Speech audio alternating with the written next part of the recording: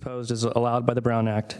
However, the Commission's general policy is to refer items to staff for attention or have a matter placed on a future Commission's agenda for a more comprehensive action or report. Is there anybody here to speak on an item that's not on the agenda? Okay, with that, we'll move along to approval of minutes. Everybody get a chance to take a look at minutes? I have one change, or actually an addition, and it's on sort of the end of page 5 and the start of page 6. And when it talks about the director of the County of Environmental Health explained that in 1995 the site was tested and all samples showed no indication of PCBs present, I'd like it stated that he did not know how extensive the testing was or why it was done.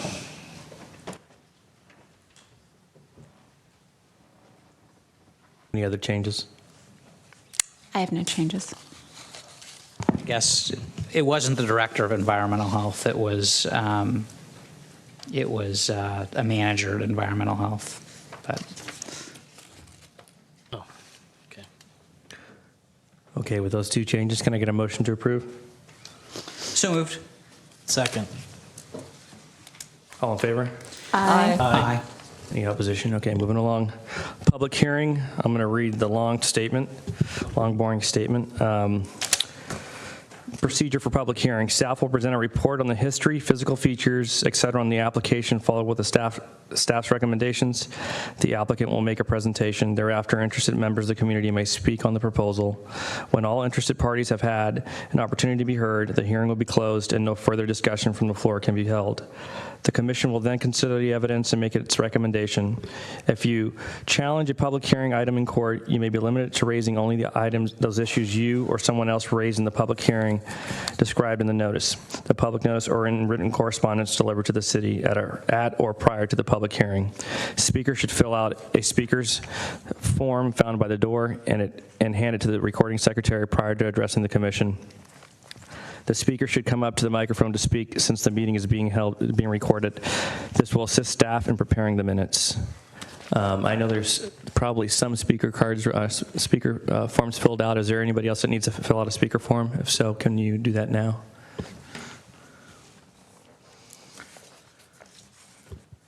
With that, we continued public comment, and we're going to go right into public comment for item A, Landmark Hotel Development, and that was continued from the June 15th, 2015 Planning Commission meeting.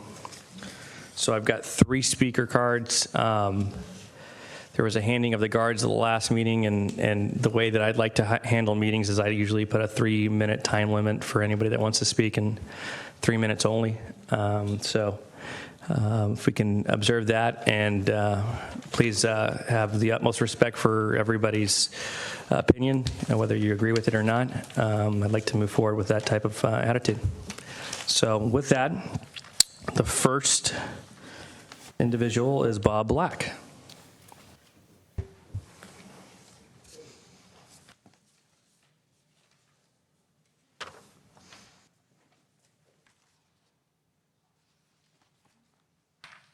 Good evening, Commissioners. Good evening. I'm Bob Black, longtime resident. Brief remark. I would implore the Planning Commission to consider workforce housing in all aspects of this project. In all of your deliberations, do consider workforce housing. Thank you. Thank you.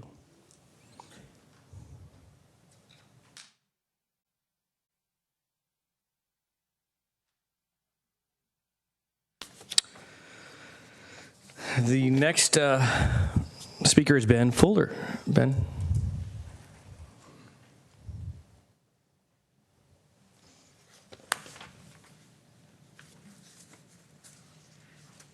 Hi, everyone. First of all, let me apologize for last meeting. I know I was a little frustrated because of the prioritization of menu items and agenda items. It's something that probably has nothing to do with you guys. It's just been going on for a long time. So, when there's a huge impact issue on our neighborhood, we assemble a large group, as you'll see we don't have tonight. We really do want to have that opportunity to talk, and unfortunately, a lot of folks didn't get to talk last week, so I'll do my best to represent them. And I think it's the same for all these folks who come from the other communities. They now have to come here again, so I won't belabor a dead point. So one of the things that did afford us an opportunity for, however, is to come back after 2 weeks and have the city or the staff have an opportunity to look at some of the issues we brought up.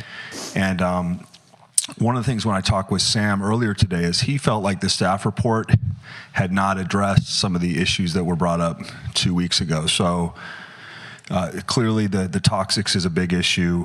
And I'm going to go over our list again. One of the things we're really looking at is that walkway down San Carlos for the folks from the hotel to get to downtown, and we really think that's super important. And so we've even been talking with other developers about how can we improve that and make that a nice way so not as many people are on Holly Street. I don't know if you guys heard, but we had a death on Holly Street last week. We're not blaming anyone. This is not like anybody specifically their fault, but it's just there's more and more folks being rammed up that street, and exactly how it happened, we don't know, but we really do need to find safer ways to get folks across that, and this hotel is going to be related to that. It's just related to more and more cars coming up it. So one of the other issues is just this whole point about where does all the money go. So $1 million a year is going to be generated off this of free cash for the city from the transit occupancy tax. And Al and others had been talking to us about all the great things for our neighborhood, and we haven't heard about them yet. I know that's not you guys. I guess it's the city council, but we just want to reiterate that we'd love to find a way to make this a win-win-win. We actually don't have anything against these hotel guys. I think they've done a nice job working with us, and they definitely care about the community, but there's kind of a, where's the beef? Where does the rubber hit the road? Is this really going to be great for us, or is it just hype and, euphoria over the same old, which is that we don't get the fixes that we want. And then finally, I'm going to end with an anecdotal.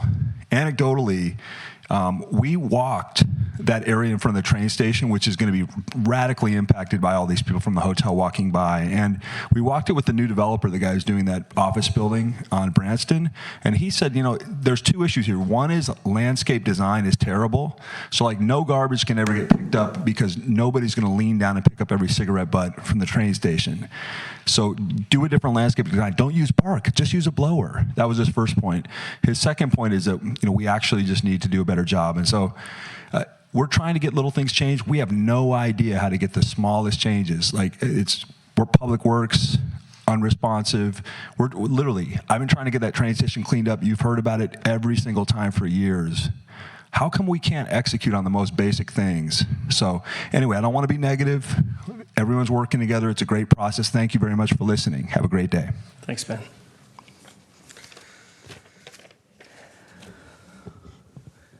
Paul Maggianetti, did I say it right? I'm sorry, Paul. Thanks, Paul. Thank you. I had a short, I was told ad-libbing. I needed to change that, so I'm going to have a quick 4-page PowerPoint. If I can get this to work. Yes, okay. One of my comments was on the former Shell oil and why it was not included in past use. Was that there was a leaking underground storage tank, no substance release was reported, and the case was closed in '92. Well, it turns out the reason there's no data at the GeoTracker site is they have nothing on that site before 1997. It's all in paper form. So if you go look for data, it says no data.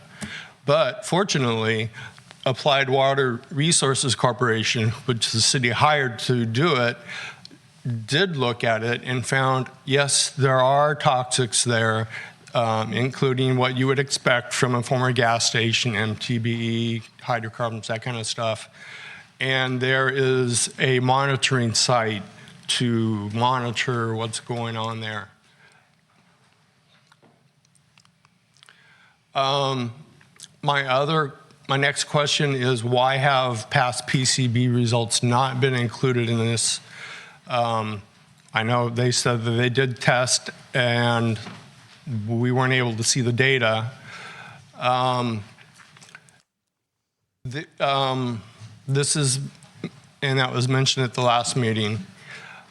These properties are listed on the San Mateo County as potential sites of use for PCBs. All three of the properties are listed by the county as having possible PCB contamination. Again, I got this through the Public Records Act from the city. So the city saw the same Excel sheet that I've got right here. Why the rush on the CIR? The new stormwater permit requirements that will be imposed will put special attention on new development, especially those at polluted sites near the bay, and ours is one of the worst, unfortunately.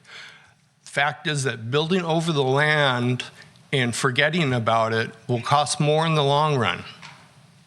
Now, I was told, actually by a member of this commission, that I should let the past be the past. And that if we brought it up, that we would be treated differently by city staff and by the council. And that just made me more determined. So that if that was their expected result, then that's what they got. So the fact is, building over that land and forgetting about it, it's going to cost us more in the long run because of this new stormwater permit.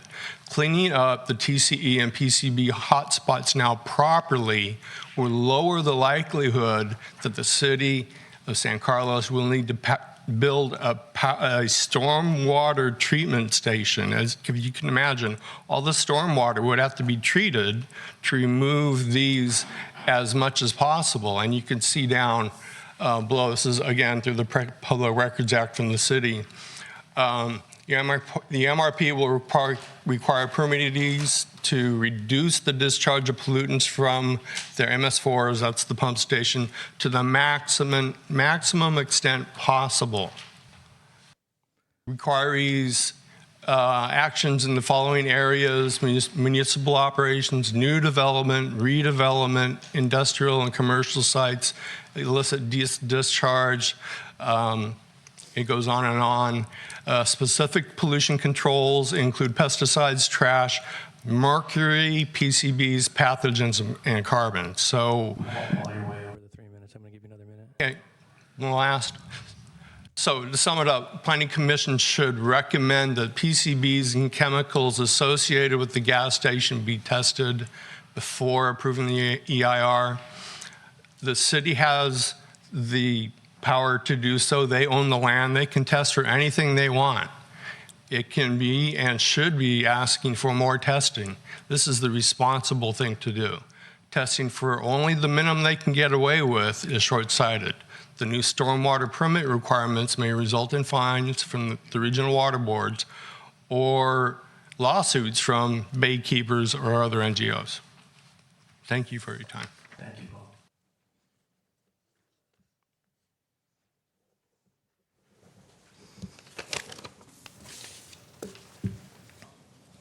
Dimitri?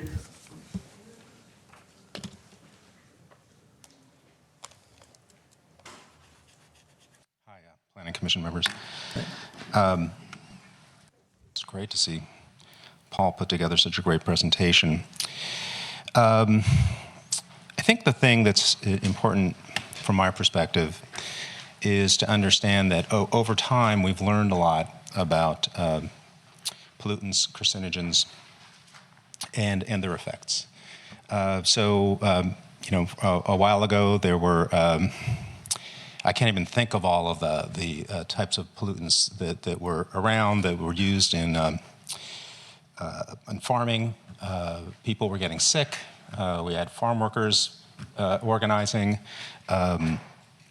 we've learned a lot. And what I'm concerned about is over the course of these few decades, if we had tested for PCBs before, clearly there was a reason for it. And one of the speakers, I believe it was from the county or it could have been the independent consultant,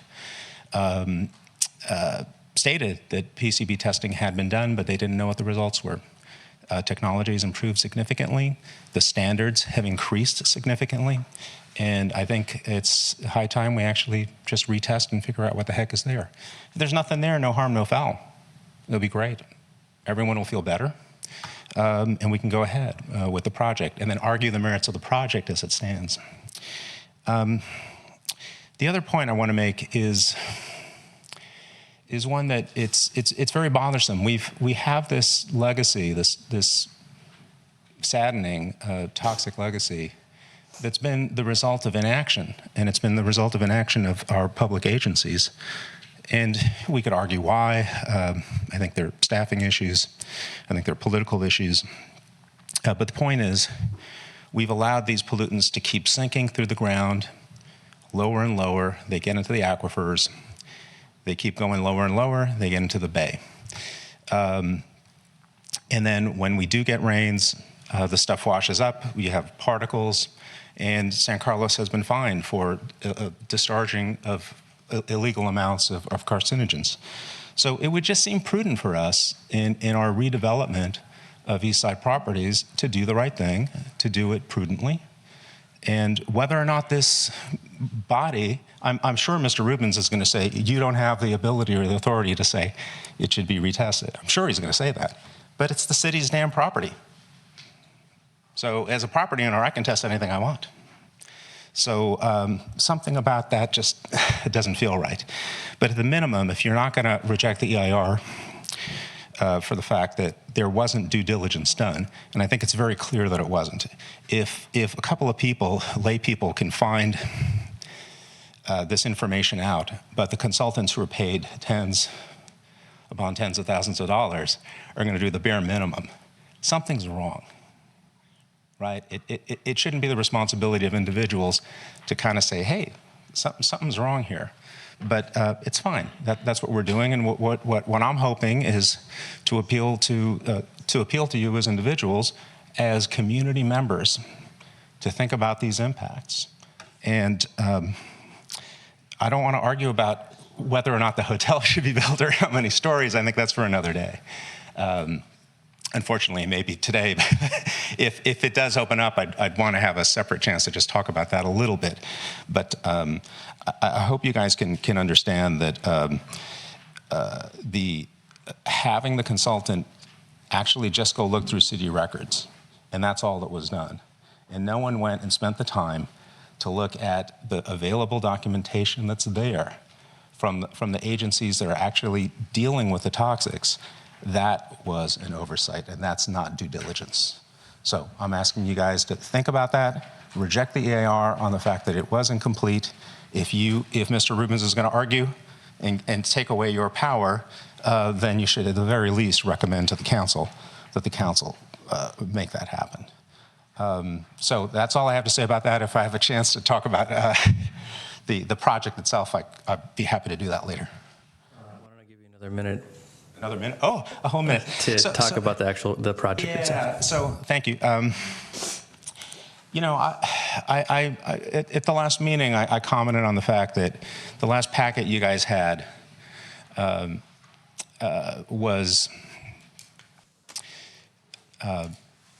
had more information on a single-family home than on a project that I think arguably now may have more units than any other project that's been done in San Carlos. And something strikes me as completely wrong. Mr. Silberman, is anything I'm saying uninteresting, or I'm sorry, I would hope I could get attention. And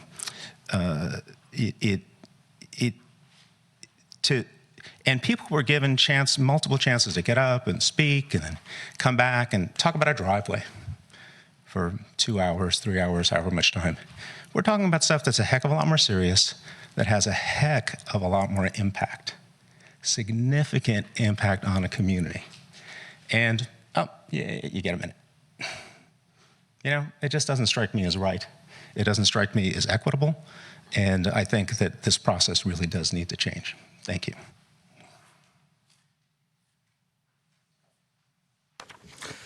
Rita?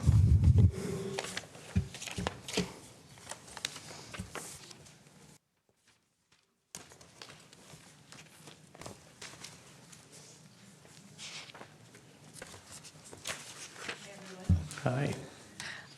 My name is Rita Fusaro, and I'm a resident on Holly Street.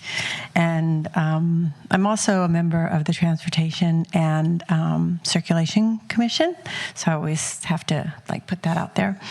But right now, I just wanted to comment on the whole PCB issue that's been getting a lot of attention. And my feeling is, so if we have any doubt whatsoever that we might be threatening the Baylands or anything that has to, potential of doing that, wouldn't it just make sense to just put that at rest? I mean, it seems to me like it would make sense, only because I know that, we actually, there's restrictions from even developing on the east side of 101 because of the protected area that the bay has over there. So just from that standpoint alone, I would think before we move forward, that would just be a good thing to do. That's just my thought. I don't know anything about records and who did what in the past, but I'm just talking about moving forward. And then really that was it. I think that was it. Do you have any comments on the transportation questions that have been brought up since you're on? Did I what? Do you have any comments on the transportation? Anything that was brought up in regards to transportation, the flow of traffic and parking or anything like that? Since you're on that committee. Oh, brought up here? Reports. Did I miss some transportation conversation that happened? No, but you brought up that you're on that committee, so I would imagine that you probably have taken a look at the project at all? Oh, I have. Okay. I have, yeah. I know that, I don't know that there's anything really that was brought up, but I know that the transportation demand management plan is it's a program, and I know that it's agendized here as being approved. I know that they're a program that focuses on reducing travel demand, particularly at peak commute time, and doing so in alternative ways rather than increasing roadways. So looking at things like, no left turns between 4 and 6, no right turns on red lights, right turn only, things like that. Historically, there's been a lot of documented successes in this, I guess it's a committee that, a planning committee that maybe each state does, but there's quite a few successes that it shows that the research shows that there's some very well-designed programs that reduce vehicle trips as much as 30 to 40%, and you don't even have to increase roadways. So maybe we can do that too, or get creative about it. So one project at a time. Great. Yep. Thank you, Rita. Thanks. Any other speakers? Okay, so I'm out of speaker cards. So, Move to close the public comment. Second. all in favor? Aye. Aye. Okay, moving along. Can we, let's see, there was a couple, I think we're back to the PCB questions and from our last meeting as well. And I think summarizing that, Mr. Rubens, can you kind of just give us, I know that we went over a little bit this last meeting, but can you kind of summarize what jurisdiction we have, if any? Yeah, I'd be glad to. There's a couple of issues I think that were raised by some of the speakers about, and the two issues that could both be considered related to toxics are surface waters, compliance with the stormwater permit, and the second is soils conditions, toxics that may exist in the soils. At the last meeting, I was commenting on the soils issue, that's the area where it's jurisdictional, that there's a state agency or a county agency. In this case, I believe it's the state that's involved, the Regional Water Quality Control Board, on the toxics in the soil and the cleanup of the site, what would be required. So what we have in the conditions of approval is that the developer will cooperate and comply with all the conditions that the state will impose on the cleanup for the site. So, and I'm not an expert, but I'm going by memory of what the consultant who was here at the last meeting was saying, is that the testing that is going to be going to occur and the required cleanup in San Mateo County requires a cleanup to the standards for residential properties, unless the property owner agrees to put a deed restriction on the property, which would mean that it could only be used for commercial purposes. So those conditions are in there, and the reason they're in there is because we don't have the expertise or the ability to make a decision on the acceptable level of toxics in the soils. We leave that up to the state, and that actually is a state law, so we don't really have any independent authority or ordinances that deal with toxic cleanup in our municipal code. The second is a similar situation, the MPDES permit. There's a stormwater permit that San Carlos was granted along with other cities that front the bay and on the peninsula, and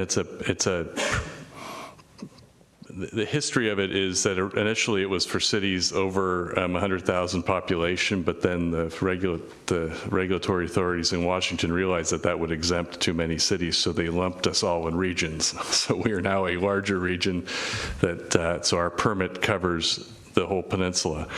So what that permit does is sets the standards for discharge in stormwaters. Now, right now, frankly, there's not as much regulation as being considered in a future stormwater permit.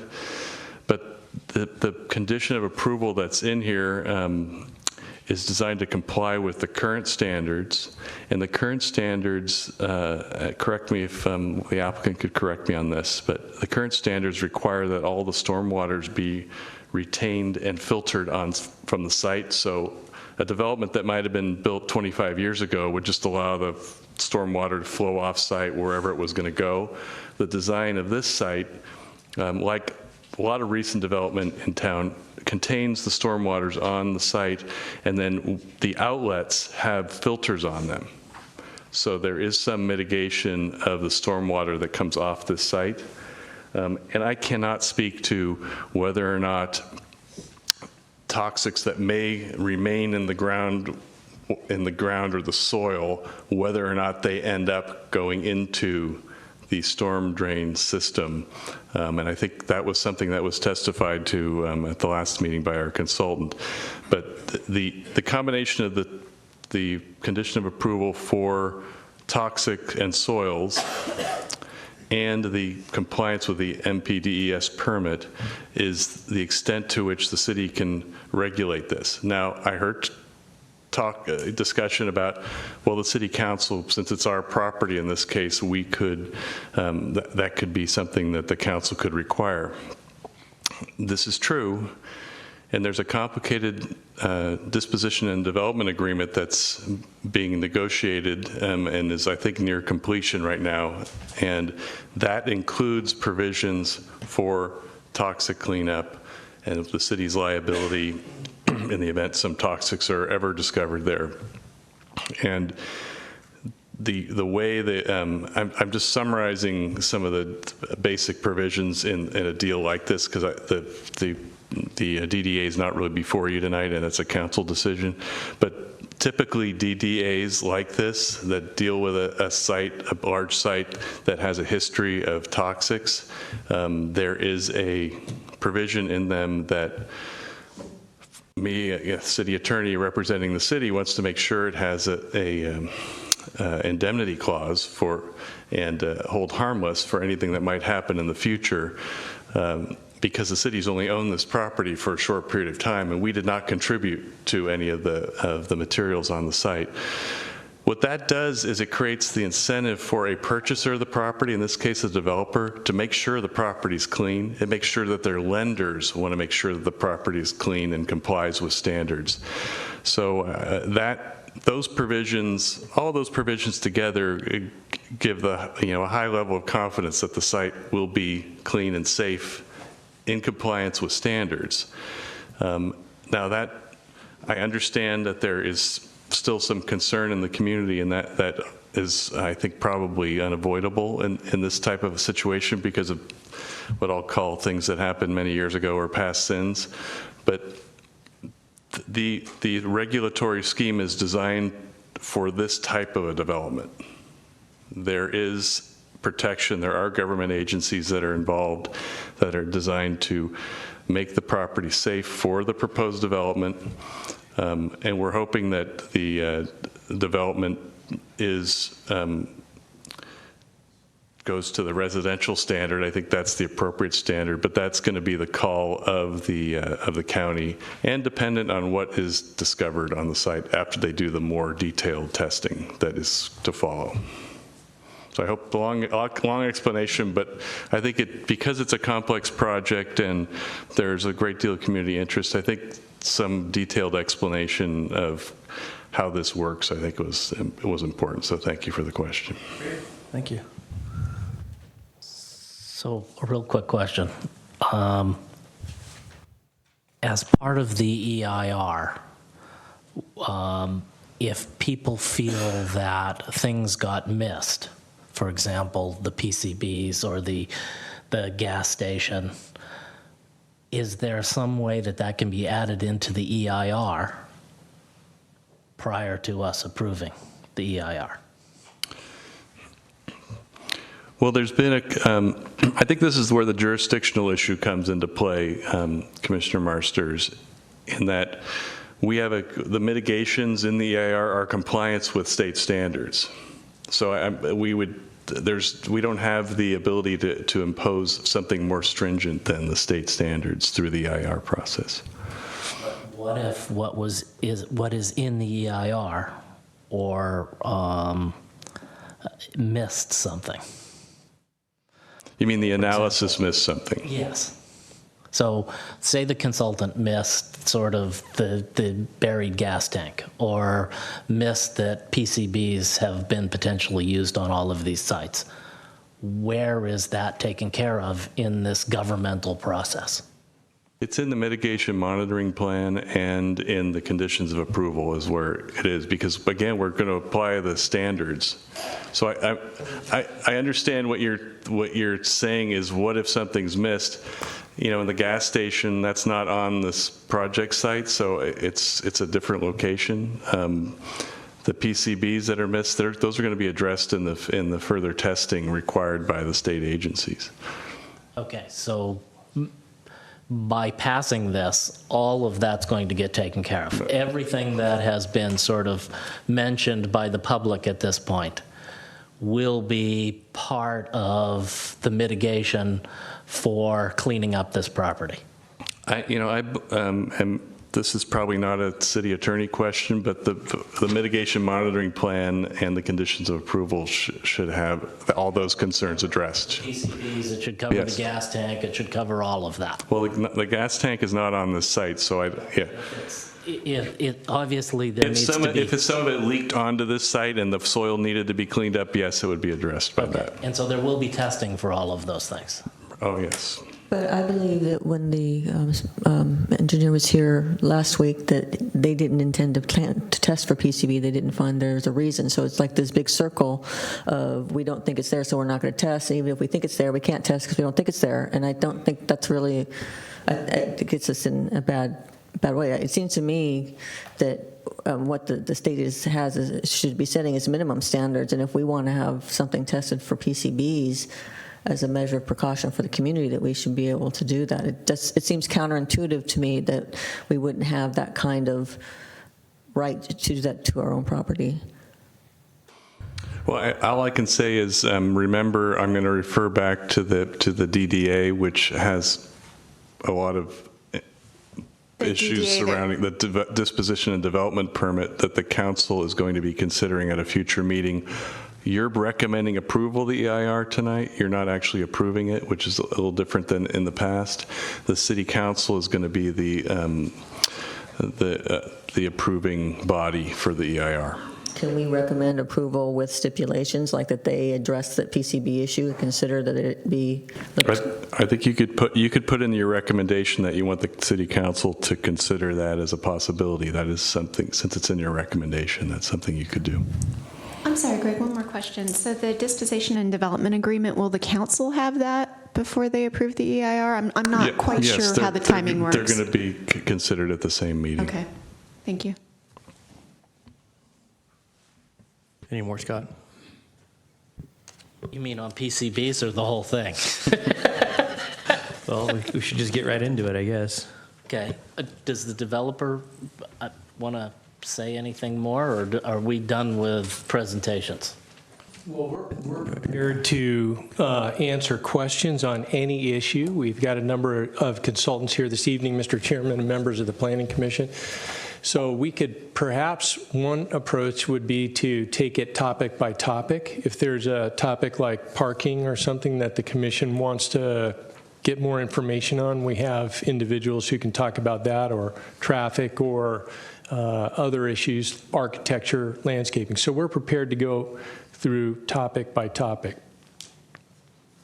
Does somebody want to start with the topic? And I don't think there's enough parking, so we can talk start about with that. Let's start with parking. Let's start with parking. Can we have our parking consultant come up? Go ahead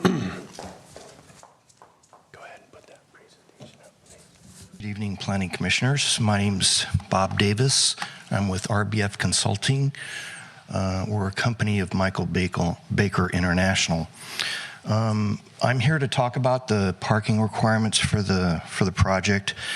At the request of the city staff, we conducted a two-phase parking study. The first phase was looking at research for hotel parking needs, and then the second phase was to actually do a parking survey of similar hotels in this area. In terms of the parking research, first let's start with the notion that jurisdictions, when they develop their parking codes, they need to address a lot of different kinds of land uses, and so they tend to group land uses by type, by general type, and in this case, they've grouped hotels and motels together. And the hotels cover kind of a broad range of different types of hotels. And they do this for simplification purposes, but then when they apply the rate, they apply a rate that probably addresses the worst case that you'd run across in that grouping of land uses. The City of San Carlos Parking Code groups all types of hotels and motels and requires one parking space per sleeping unit, plus 2 spaces for guest registration. This ratio implies that, first of all, that all the rooms are occupied and that all guests arrive in their personal automobile. In reality, when you start grouping uses together and have one parking code, a lot of times you'll end up providing way more parking than you need.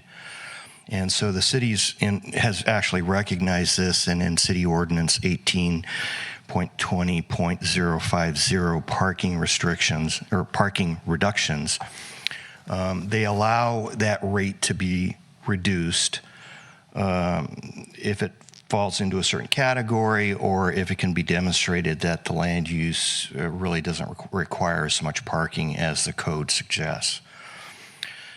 When we look at parking research that's been done, probably the most recognized source is the Institute of Transportation Engineers.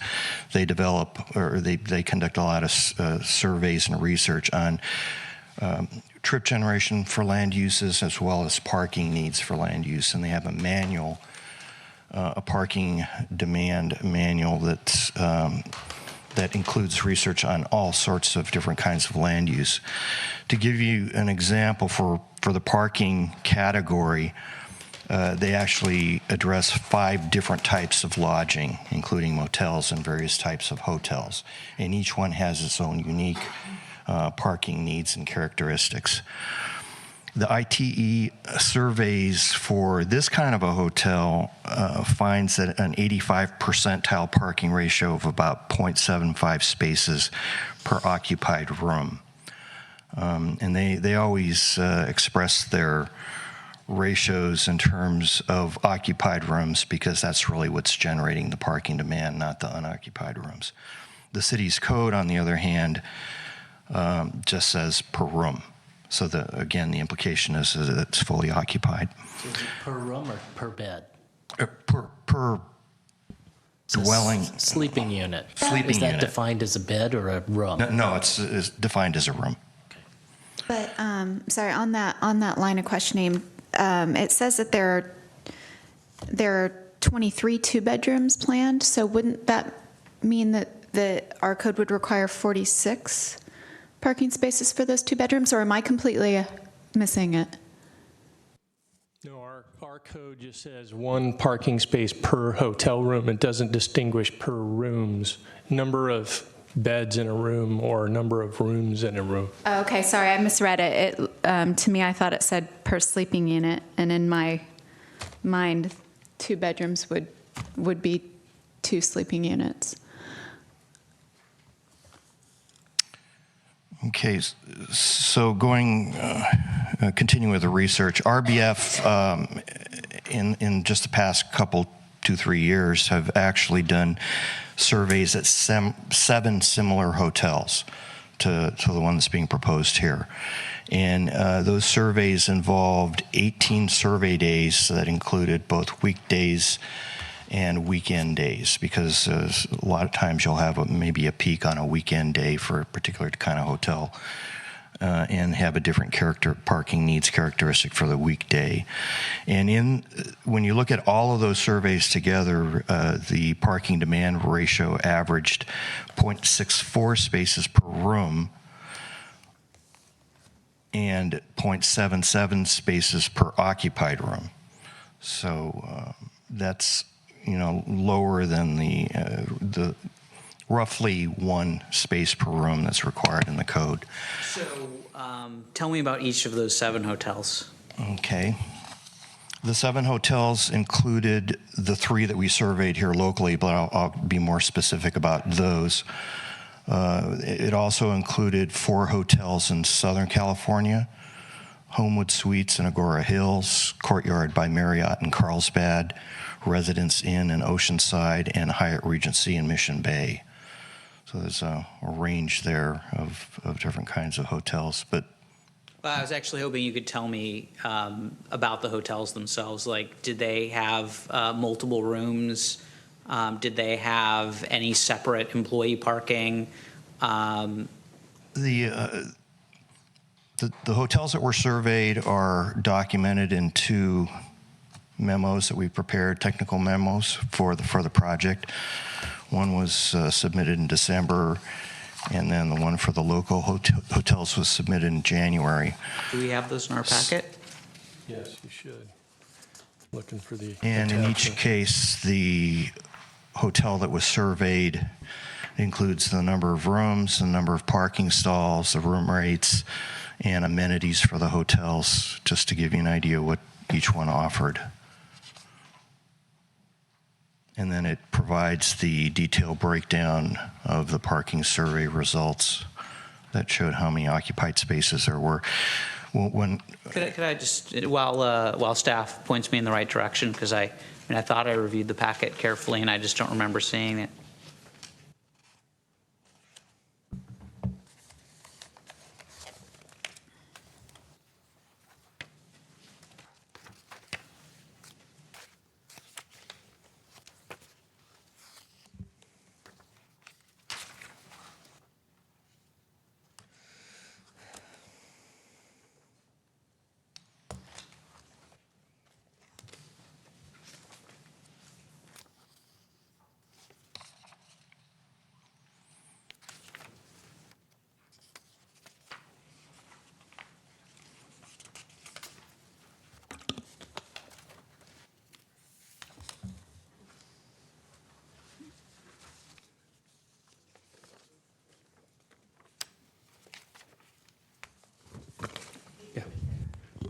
Hi, this is Tony Rozek, Vice President with Artie Olson Development, the applicant. And I'd just like to answer your question in a general manner regarding these types of hotels that have been studied. I appreciate it, and I'm happy to hear what you have to say. It's just what the report says is not intuitive to me. And so, for me to have any confidence in this, I need to know what the actual data was. So I'm looking right here at this slide, and one of the hotels was Hyatt House Belmont. Does Hyatt House Belmont have 3 bedrooms? How many 3 bedrooms does it have? Does it have any parking for employees that's separate? Is there neighborhood parking around? Where do the employees park? Because I'm looking at a hotel development that has 204 rooms, many of which are 2 and 3 bedrooms, and there's no parking for employees.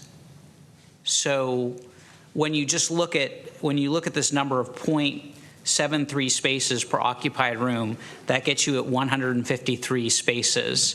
Where are the employees going to park? And I also wonder, when you talk about these hotels, how many? San Carlos is different than, say, a hotel that is primarily an airport-based hotel, where folks might not need a car. Chances are folks who are staying in this hotel are going to need to get somewhere else. Because presumably they're not staying in San Carlos simply to hang out in San Carlos. So, those are the questions I need answered, and without actually seeing the study, I don't know that I'm going to be confident. Sure, fair enough, and all legitimate concerns. I'd just like to add that whether it's 2-bedroom units are designed and intended for the family traveler. So we're assuming that will be 1 car rear. And go ahead. Just fine. In my own personal experience, working with college students, that would not be the case. 2 bedrooms would be occupied by. There's always going to be exceptions, but for a and majority. Business travelers who maybe want to split a room and do 2 bedrooms. Sure. So I don't know that. I guess I'm just wondering where you would pull that, where you're pulling that information It's a majority from. of the cases, and I'd agree there's always exceptions. And just as a general statement regarding our parking count, we would not jeopardize guest satisfaction. Guest satisfaction is a high priority for us, and we typically place very high in the rankings for any online survey for guest satisfaction. So some of the past hotels that are in these studies are ours, and they are of similar quality, similar type. And for instance, a Residence Inn hotel has similar guest rooms than we're proposing here for the Landmark Hotel. So based on 3 regional hotels of similar type and 3 of our past owned and operated hotels, we are extremely confident that a 0.8 parking ratio is more than appropriate. And this is based on empirical studies of similar hotels. Back to David's question about the employee parking, where do the employees park in your other hotels? Are they right on site? Is there Are you finding any Right. overflow from the employees? If they do drive, they park on site. Yeah, we do not have employees or guests or anybody visiting the hotel park on an adjacent parking lot. No, again, we're confident and we're very concerned with guest satisfaction, and we truly believe that a 0.8 parking ratio is appropriate and abundant enough to satisfy this type of hotel. And again, we would not jeopardize or risk guests not being satisfied with the ability of not being able to park. We just would not put our hotel at risk. Would you accept a condition of approval that prohibited your employees from parking anywhere than other on your property with some sort of financial penalty if you failed to comply with the condition? Because you talk about, and again, I don't want, you talk about the quality of your customers. Yes. In some ways, that kind of runs counter to what I'm trying to address. Because if you've got employees parking in your lot and they're displacing customers, you're going to tell your employees to go park somewhere else, right? Well, no, absolutely not. If a parking issue would materialize, we would offer some sort of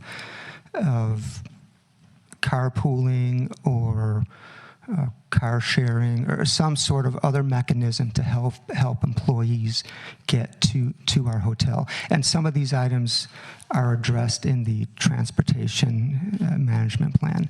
So would you accept a condition that prohibited employee parking anywhere other than on your property? Sure. And for other hotels, we have signage on our property restricting others parking on our site with the written threat of being towed, and likewise adjacent property owners post signs saying the opposite. Well, I don't want to put the burden on the property owners and to do that. I mean, I'd like the burden to be on you. I mean, to ensure that there's no spillover parking into the neighborhood. So, I mean, do we have the parking study yet? Yeah, actually, it's Appendix K of your draft Okay. DIR. However, it's on the disk, so we're printing a copy of that letter for you right now so you can see the data that's in that letter. And Mr. Chairman, if I could just add to the discussion, one of the issues that has been raised by the greater East San Carlos neighborhood for quite some time is spillover parking into the neighborhood, particularly from commuters and businesses that surround the neighborhood. So at our last city council meeting, the city council approved a permit parking program for the greater East San Carlos neighborhood south of Hawley. So the entire neighborhood there, and what it would entail is for those neighbors to vote 50% of any block can have this free permit parking situation where the parking on the block would be limited to 2 hours, but the homeowners could park there anytime, and they would have a special thing that they would put in their car. So the intent of that is to handle situations like this where there's a concern of overflow of businesses into the neighborhood. So while you're asking for a condition, seems like the developer has agreed that it's acceptable. This is an additional condition out there I wanted you to be aware of. Just want to clarify the condition. Employees are under our control, so we'd be more than happy to condition employee parking. However, outsiders are not strictly under our control, so we believe that may be a bit unfair, as in truly who is a guest and the identification of, quote, guests. But employee parking, absolutely, in which their employment is under our control. I think it's a fair condition. May I ask an additional question? Oh, go ahead. There's some meeting space on the property, and I know it's a extended stay, so I don't anticipate it to be like a full-scale hotel, but would there also be a restaurant on site of some sort? No, we offer complimentary breakfast, but there will be no lunch service, no dinner service out of the restaurant. There may be a weekly barbecue social. The GM actually acts as the chef, and it's more of a meet and greet for the guests to make them get to know the employees and feel I'm more thinking at home. specifically on the parking vein about additional parking challenges with event space or meeting space. Now, our food service facilities, the kitchen is there only to provide a full complimentary breakfast. Great, thank you. So the 0.8 spaces per room, that is in theory supposed to take into consideration employee parking also? Okay. Yes, correct. Because if you have 20, 30 employees, the 0.8 would give you 165 spaces for 204 rooms, and then maybe as many as 30 employees at any given time. So you now have potentially 134 rooms, employees, and that 0.8 just doesn't seem to me to kind of fit. Go ahead. Okay. If you look at the characteristics that a hotel has in terms of parking demand, the peak parking demand occurs overnight. It occurs after midnight, typically around 2 o'clock in the morning. During the day, you have guests arriving and leaving throughout the day, and you'll never see a peak parking demand at a hotel that doesn't have convention facilities peak during the middle part of the day when most of the employees are there. During the evening, overnight, you might have 1 or 2 employees working at the hotel. So that's where the employee issue doesn't really come into play for the peak parking demand. And at the hotels that we surveyed the entire parking area that includes employee parking as well as guest parking. I think that... And do you know for certain that these hotels don't ask their employees to park elsewhere? Given the location of a lot of these hotels, they have kind of an isolated parking area, and they're in areas where it would be difficult for them to bring their employees in. But the bottom line was that most of the hotels were overparked to begin with because of parking codes that just require too much parking. And so the parking demand rarely found that there was ever insufficient parking. And I'd like to add regarding the quantity of employees, this is a select service, upscale select service hotel. It's very lean on its operations, and that's the beauty of it. As in a business model, it offers great value. We put in a great deal of funds in creating a great product and operating it very efficiently. So the guests feels like they're staying at a boutique hotel as far as its amenities, but these are guests that don't require or want a bellhop or a valet attendant. So our business model is more lean. It's select service, and as Bob has mentioned, the graveyard shift may only have 2 employees, or will most likely, 3 at the most.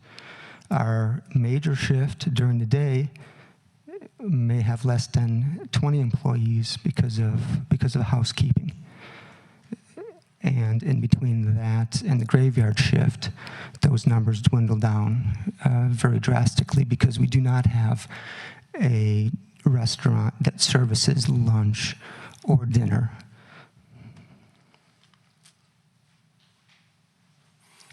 Okay, so just kind of wrapping up, I think what the ITE research and what our surveys show is that in actuality, there's a lot of guests that do not arrive in their personal automobiles. A lot of times you'll have groups of business guests that come together from the airport. They're staying in separate rooms, but they've rented a single car. And that combined with guests that are picked up at the airport and dropped off at the hotel, whether they be business or otherwise, also contributes to this, the fact that you don't have a need for 1 parking space per room. And lastly, in the case of this hotel with their TDM program, they are planning to have a parking or a shuttle bus that will take guests to and from the airport and to other transportation hubs, so that will also contribute to a reduction in the need for parking spaces for personal autos. So, Mr. Chairman, as we gather the data from the parking letter, perhaps we could circle back on this issue. We'll give you that data in a few more minutes. Give you a little time to look it over if you like, and then maybe we could tackle another topic and then revisit it just to close it out, see where the commission what the commission would like to do. That sounds great. That's fine. I have one other question about parking that doesn't require the study, which is, it was hard for me to tell from the designs. Is the parking that fronts industrial, is it completely, what's the word I'm looking for? Screened from industrial? Can you see the cars at all from industrial? You may be able to see the top of the cars. We have worked closely with the community groups during our multiple presentations to come up with an appropriate screening concept. And a short wall was presented. The community groups did not prefer the very hard, rigid feel or look of a wall, so that it was redesigned into tall shrubs. So yes, there will be a row of shrubs. Obviously, we have our street trees, a row of shrubs and ground cover. The intent is to screen as much of the parked cars as possible. And that screen runs all the way along industrial, other than, of course, the driveway? Yes, correct. There are, as a technicality at both ends, there's little parklets that have a bit more landscaping and grass and a sidewalk that enters the site. Okay. So along the entire parking space length, yes. Okay, thank you.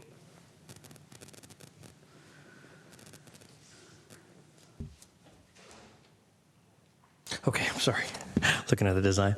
Let's move along to another series of questions. Does anybody? I'm also interested in the throughway front, basically getting the hotel to downtown San Carlos, what we can do to, if anything, to require the developer to improve East San Carlos Avenue.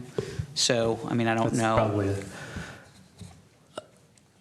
a staff-related question, and We're also, to see if there's a related nexus. to that, there were concerns raised regarding the improvements at the corner there, whether or not those were sufficiently designed to provide for safe pedestrian access. I think that a couple of different issues. One is there's an intersection there, the crossing at Industrial and East San Carlos, and what the city intends to do is improve that intersection with a crosswalk and a light, a signalized, so make it a signalized intersection, which would be a very significant pedestrian improvement. I think that, what we've heard over the last year or so since the East Side Connect project was completed is general concern about, well, was it good enough? And were the sidewalks appropriate enough, and the configuration of how things were laid out on East San Carlos the right things, or could it have been done better?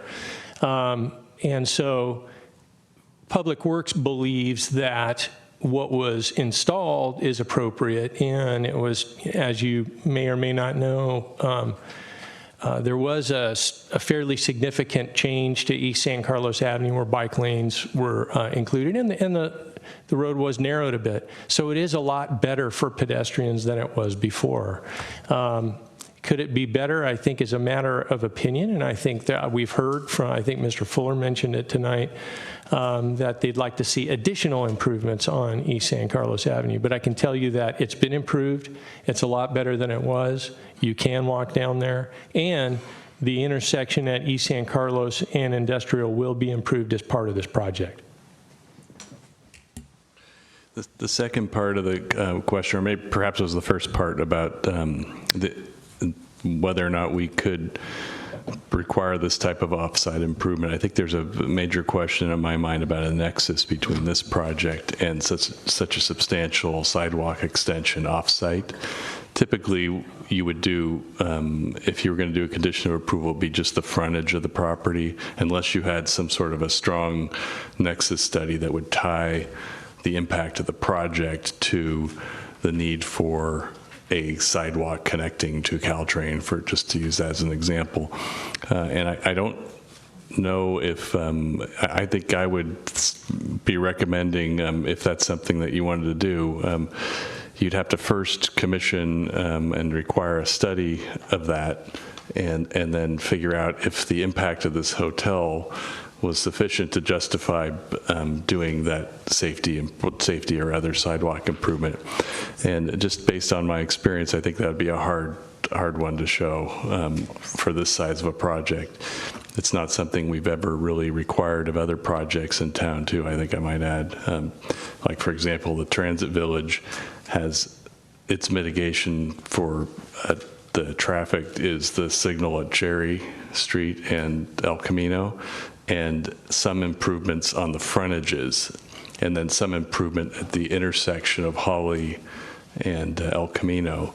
But we didn't, for example, require a lot of improvements on Old County Road, which would be on the other side of the railroad tracks, even though I think there was some testimony that talked about the impact of people using the station and the businesses there. So that's my concern. I mean, the difference, though, would be that with the folks in the Transit Village, they don't have to walk on East San Carlos Avenue in order to get to downtown San Carlos. But all the folks who are at the hotel are going to have to do that, right? Well, that's a factual difference. I was using as an example, but yeah, I mean, those are the types of things that we would have to flesh out with a study, as opposed to, well, there's going to be more people that might potentially use this stretch of road, and then you'd have to analyze the need and the cost and everything else that would go with that. So do we require or recommend a study? How does that move forward? No, I think I think what I'm saying is I don't, just on my experience, I don't think the nexus could be shown for an off-site improvement like that. But if that's something the commission really felt strongly they wanted to have that studied, or have a condition like that, in order to justify a condition like that, you have to have factual, substantive evidence that shows a nexus between this project and that improvement. And I think that'd be really hard to show. So this sort of gets to me at the whole issue of TDM and parking, circling back to that, okay? Because if you're going to have people leave the hotel and walk to the downtown, you need to provide a reasonable way for them to get there that isn't, as I've heard it described, a rat maze to go down East San Carlos Avenue, because the sidewalk goes to the left and then it goes to the right and then it kind of circles around cars and things like that. So if we're going to use the TDM to give them fewer parking spaces, okay, then we must provide them, because they're going to be able to walk to the downtown, then we need to provide them with a safe, secure way to get to the downtown. And that, that may be absolutely true, except the question in my mind is whether or not we could justify imposing that as a condition of approval on this project, as opposed to we need that as a public amenity. So could we, say we wanted to approve this project today, but we also wanted, to the extent that a study supported some improvements to East San Carlos, could we condition approval on commission of a study? And if the study indicates that there will be some significant changes to the use of East San Carlos, that the developer provide improvements consistent with and to the extent caused by the development. Here's what the short answer to that, here's what I'd recommend. Because we have a DDA, I think that the best way you could communicate that concern would be to put in the record to the council that you have a concern about this, and that is something that the council could talk with the developer about and incorporate into the DDA. Or could we make a recommendation that funds from the transit occupancy tax be used to help correct East San Carlos as those funds accumulate? I think that's in the same category as a request to the council to consider that. It's not something you could condition the project Could we on. make a recommendation to the city council to consider that? Yeah, as long as it's not a condition on your approval, you could do it, and it's just a statement that you would, for the record, that you would like the council to consider that. That's fine. I have one last thing. Okay. I can do that now, or I can wait my turn. You're on a roll. All right. So my last issue is with solar. I'm wondering whether or not the developer would be willing either to put in solar or to agree to, equivalent something that provides an equivalent decrease in energy use to solar.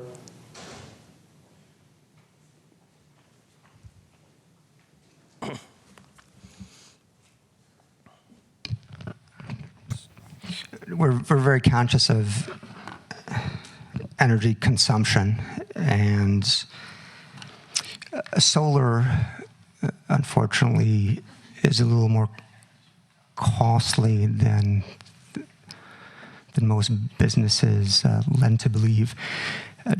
With the California building code revisions, and more are on their way, Cal Green is an exceptional standard for conserving energy in new build projects. And I professionally believe that Cal Green standards are coming close, even today, of a LEED certification equivalent. In the near future, the standards, as they increase, may get there. But where the codes stand today, which we abide by and very conscious of, we believe that our energy conservation is extremely high based on California standards. And the use of solar is a bit too costly within our business plan at the moment. So what would the cost be to add solar? I'd have to come back to you with a detailed analysis, but we've run analysis on many projects, and off the top of my head, I don't have those details, but as general assumptions, it's not.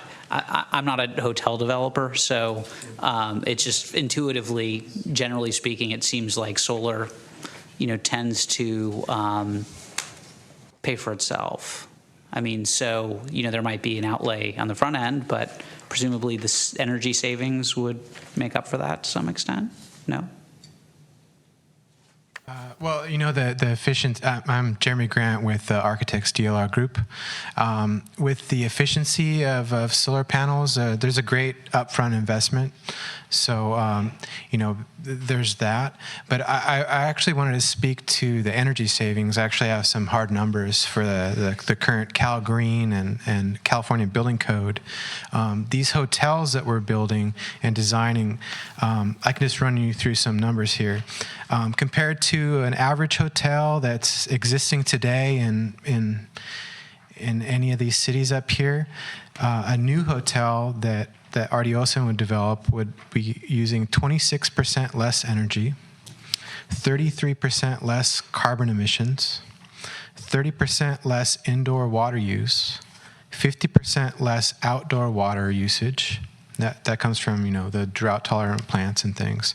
50 to 75% less solid waste going to landfill. That's because of our recycling programs. Things like energy and water efficiency, it's built into the code. That's what we have to follow, the Title 24, Cal Green, CBC, all of those things. And, we make great efforts to make sustainable and local purchasing. So that reduces the carbon emissions and delivery times. And then we also mentioned the TDM, so that's reducing carbon emissions and energy consumptions.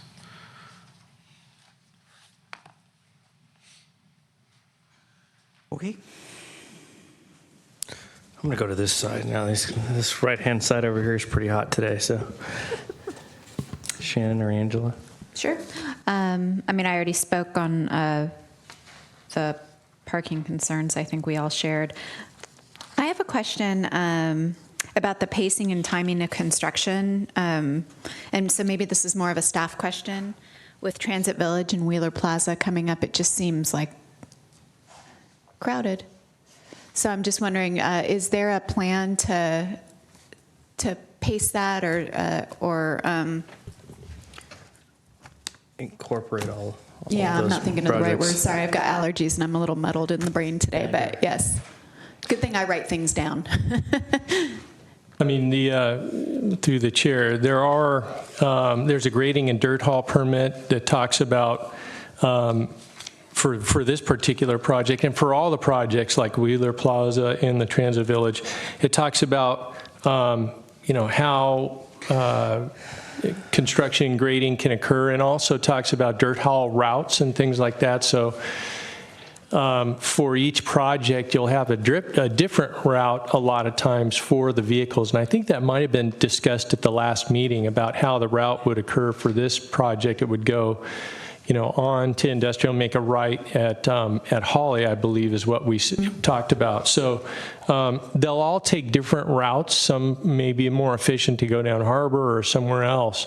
But and another intent is to keep these big vehicles out of the neighborhoods.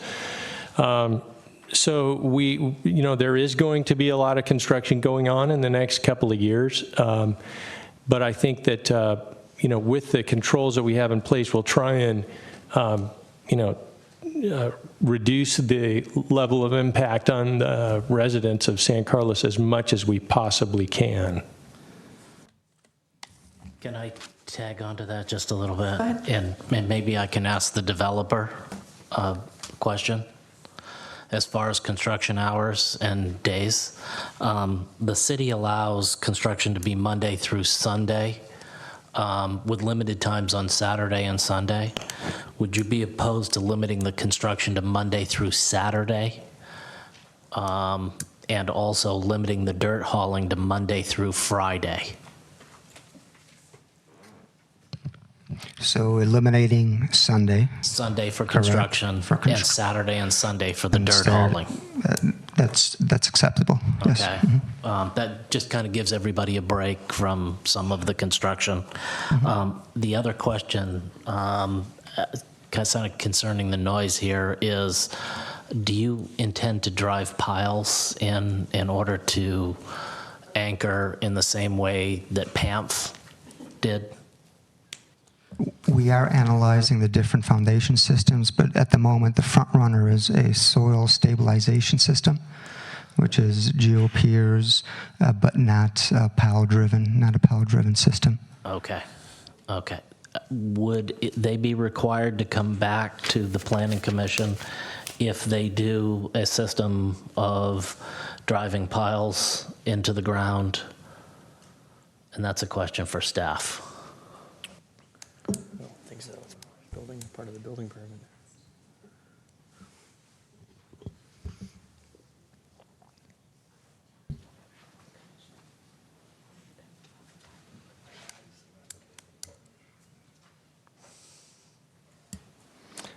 So that's typically a building code issue, and noise complaints. We have noise standards, and if we get complaints, we have code enforcement that enforces the city's noise codes and things like that.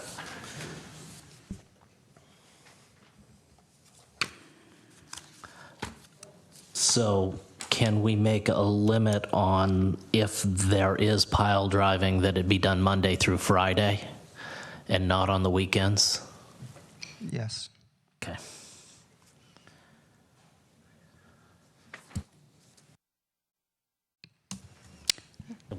back to you. Back to you, Angela. That's great. Thank you, Scott, for being my vocalized brain today. That was exactly my concern, was the noise and the impacts on the neighborhoods, considering how much construction is going on very close by. I think those were all my questions about the pacing and the timing of constructions and mitigation around that. I had some questions about the lighting and the signage and maybe overflow from that. Could you walk me through your guys' signage and lighting plan and how you intend to keep it from overflowing into the neighborhoods? Yes. As you can see from the rendering that is on the screen and on your monitors, we'll have a illuminated sign as an illuminated, low illumination, self-contained letters. So the letters will glow on our monument sign at the entrance. We don't believe that there will be much light pollution from that sign spilling over across the street. Our main building signs will be similar in that they would be backlit letters, enough lit and bright enough to be legible. They will be up mounted just under the parapet, 4 stories high. Locations are identified on the elevations, and very early on in the process, we did respond to a concern of the community, and we did relocate a building-mounted sign that was on the front facade facing Industrial Road, and that was placed in its current location on the side of the building, but really it's the perceived front right above the entrance. Okay. The site lighting itself, we do have an electrical engineer who has conducted a photometric analysis of the throw of light from the parking light standards onto the pavement and sidewalks. We do that for 2 reasons. One, analyzing minimum illumination required by code at all walkways. And then 2, making sure that there is no or minimal and controlled spillover into the neighbors. Where we do have lighting at concerned neighbors' property lines, we do shield those light fixtures, and they throw most of their light forward rather than concentrically. Thank you.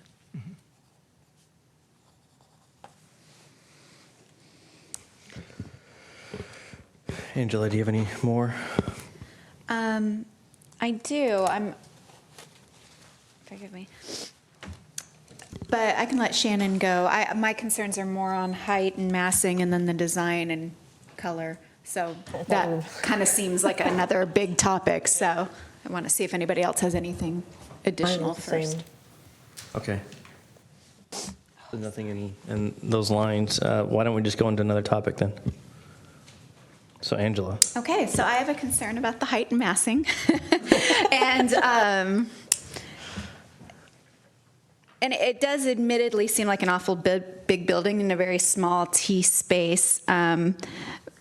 But specifically, when looking at the plans, I was wondering the upper portion, the lip, is that really necessary? It seems like it adds 3 or 4 extra feet of height, and I'm wondering what it does for the building. We'll have Jeremy Grant, who's our architect with DLR, answer this round of questions. Jeremy, your presentation is loaded there, and you can switch through the slides. There's a thing there. Yeah.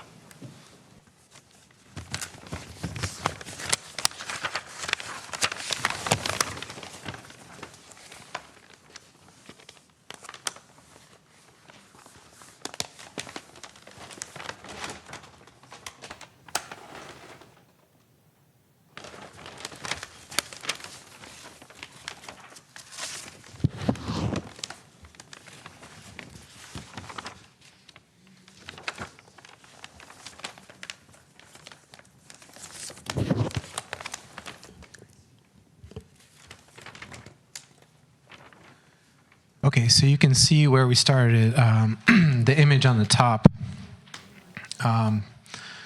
So you can see the image on the top where the signage lies. We were adding almost, it looks like a whole nother story, a tall parapet screening element and a very thick kind of overhang that you see there. And that element comes from the Craftsman style, the Frank Lloyd Wright era of large spanning overhangs, supported by wood truss elements or the design, as you can see. So we've reduced the overall height of the building. Very much so. On the ground floor, from the ground floor to the second floor, we've reduced it down. We've taken a couple feet out. We've taken quite a bit of distance out on the guest room floor to floor to try to kind of lower that profile in response to all the comments that we've had with 3 community meetings. We've also stepped back the building. You can see from the it doesn't really show here. It's too bright. You can't point on a screen, can you? You can see from Industrial Road we're stepping back, so the top 2 stories there don't exist. And actually, what's existing out there is pretty much close. The old warehouse industrial building. It's pretty much close to that top design. So I guess the question was, is that overhang really needed, and does it create 3 or 4 feet additional? No, it doesn't, because we that was actually much higher, and we've reduced the thickness of that plane pretty drastically, through the design process of those 3 community meetings. So, it really is an added element, and kind of defines it as a contemporary craftsman with that element. And taking it off, I think aesthetically it reduces the styling of the building. So I think you mentioned twice that actually reduction from the top, the second drawing on the bottom, was at the community's request, because I think that aesthetically speaking, with form and structure, the top is prettier, but I wouldn't push it if the community wants something that's less of a profile. Yeah, we actually came back twice to the community, and then we also work with Al, and he had a consultant architect look at this. That consultant architect does a lot of similar styled architecture in the Bay Area. So, with all that combined efforts, we think that this is very high quality work, and it's fitting of an upscale hotel like this.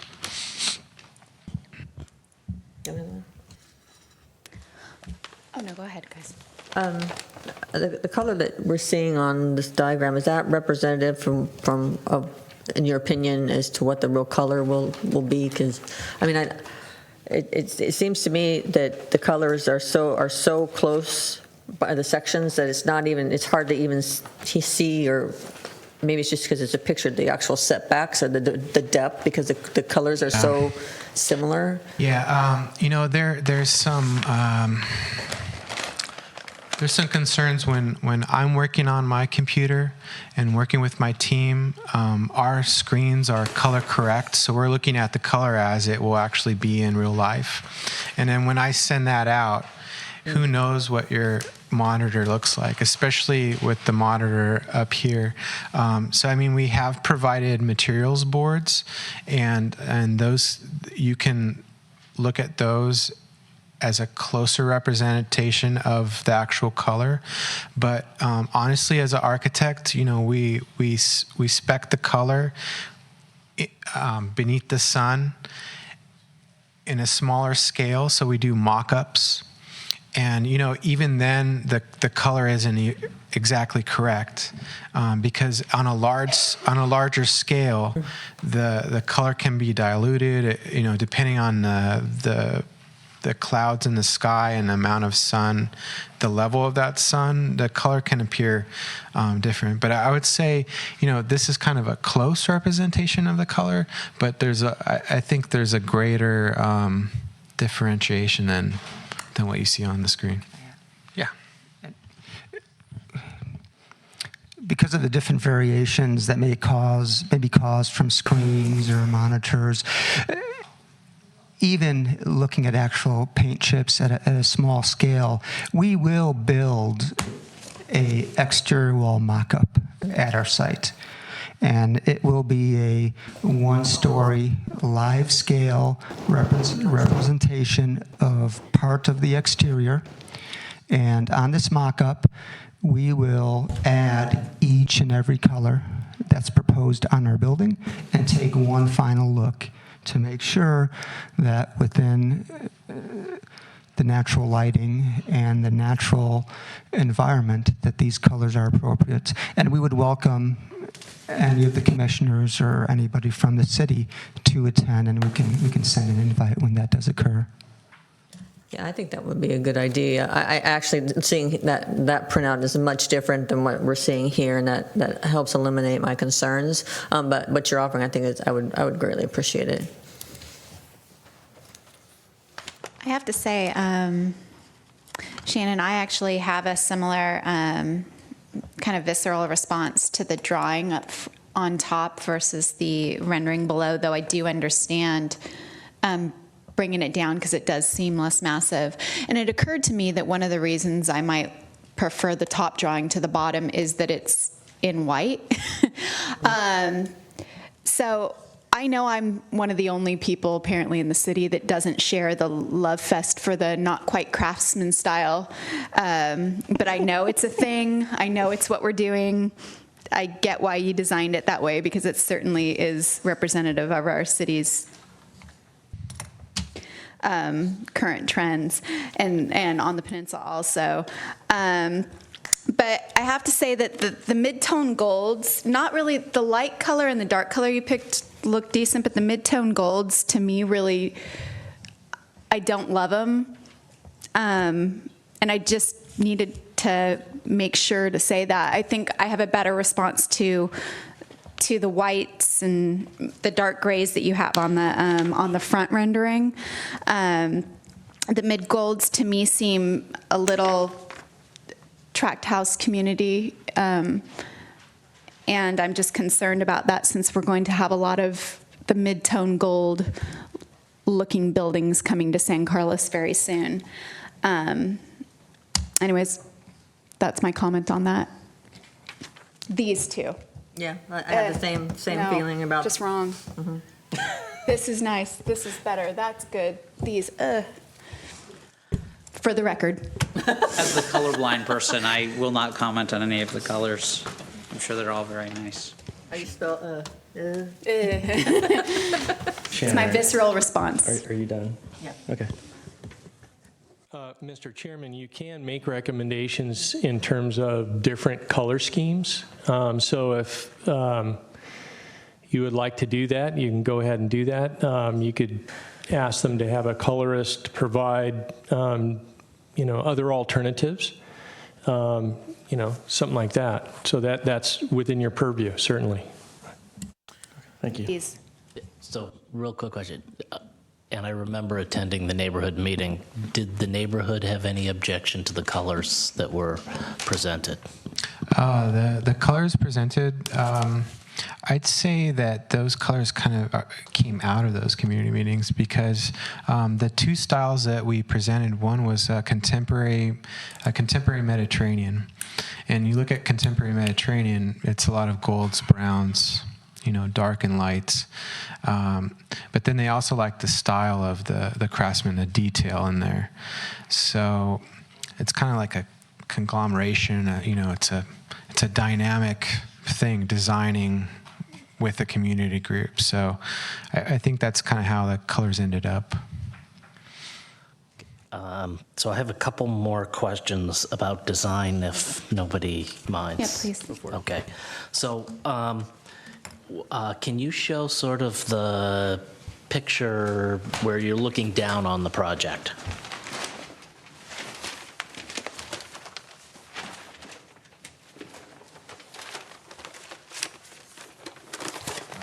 That's Aerial not view- what I aerial was view? looking at. Kind of like the, if you were looking right up above it, down the plan. Yeah, the site plan.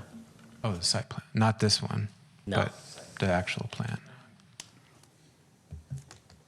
Oh, back one. Okay, so it seems to me that there's a lot of space at the back of the project. And a lot of the parking is sort of back by the freeway. And I wondered why the design couldn't be shifted in such a way as to move that sort of back closer to the freeway and less closer to the street. Is there a way to do that and keep the same amount of parking? There's always a way to be able to shift the building, but the proximity of the rooms to the freeway, I mean, you want to keep that further because the noise impact of the freeway, it's going to impact the users or the guests' experience in those rooms. So we try to buffer the back of the building with plenty of distance, with plantings, and so parking back there makes the most sense, and it's the most efficient. I just wanted to hear why the building wasn't sort of pushed back further against the freeway, and it's because of the noise. Yeah, you wouldn't want to have. I mean, it's quite close as it is. I mean, you wouldn't want to have a room any closer. And then as far as any sort of additional means to buffer the noise, we've kind of been limited to a 12-foot high sound wall. It's 8 foot. 8 foot now. So And it keeps. That actually brings me to the next question, and that is, will there be a sound wall running along the back of the property? The 8 foot. So there will be an 8 foot kind of concrete wall or sound wall of some sort there? Yes. And we've had an acoustical consultant examine that situation, and that should be sufficient enough to buffer the sound impact to the room. And that brings me to a question for staff. This project, the building is actually a little bit further away from the road than some of the existing buildings, if I remember correctly. Will the sound wall continue across the end of the street at East San Carlos Avenue, or will it stop right at the street? Or is there an existing sound wall at the end of East San Carlos? My concern is that more noise will come down that street as the buildings are sort of moved away from the street. And so I'm wondering if there's a way to continue that sound wall across the street. You have an answer. Across East San Carlos and to the east property, correct? Is that your question? Yeah, we have proposed that extension, and we have been working with the adjacent neighbor, and verbally he's agreed for that extension. And we share the same concern. And if you look at sight lines and angles of noise and its potential travel to the hotel, we also prefer to extend the wall. Okay, excellent, excellent. So is that something that we have to do anything about, or is there some way we can help encourage that? You could help encourage building a taller wall. That would assist in more noise mitigation. I'm sorry. So what's being proposed is the wall going all the way to the edge of the southern property line there. So if you would recommend approval or approve the CUP, the conditional use permit, that's what would be approved by the commission, is the wall would continue all the way as shown on the plans. this plan here? Right there. Okay. Yeah. And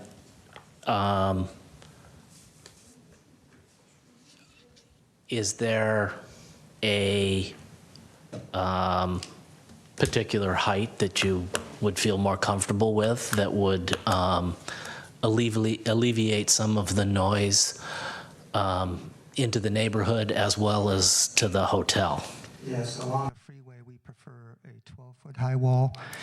And in driving and analyzing some of the properties along Highway 101, we've seen walls that are up to 16 feet.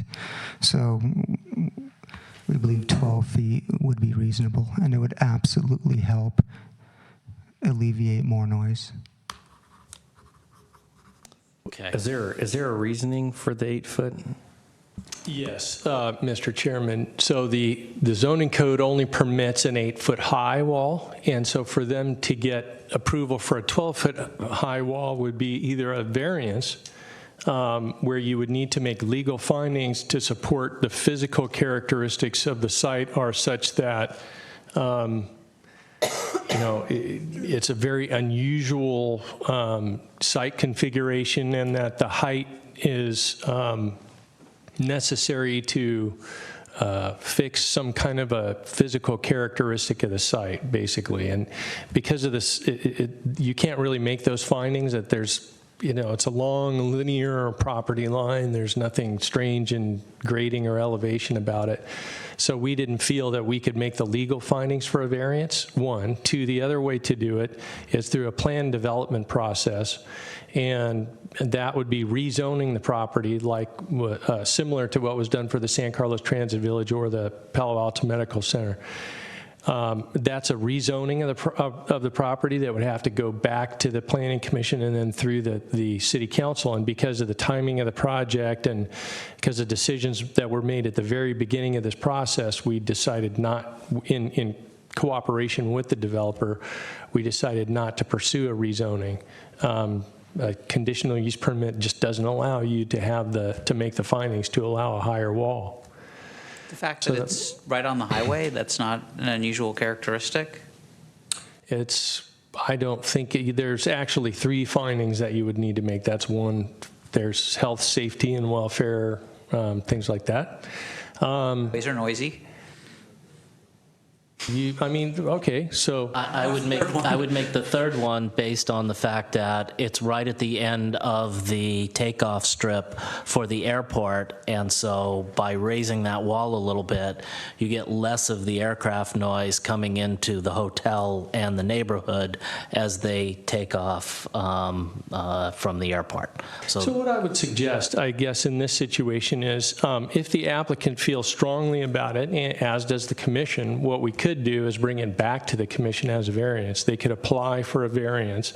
We could, work with the city attorney and see if we could make those findings. I'm hearing that the commission believes that there may be some physical characteristics, such as its location next to the highway, et cetera,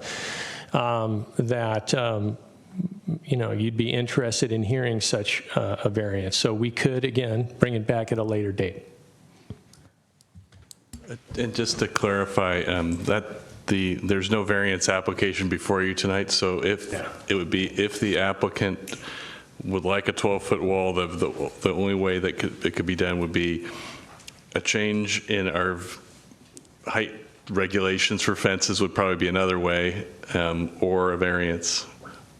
And the variance has to be property specific, whereas a code change might apply not only just to this property but other properties. So we could make a recommendation to the developer that he come back and ask for a variance based on our.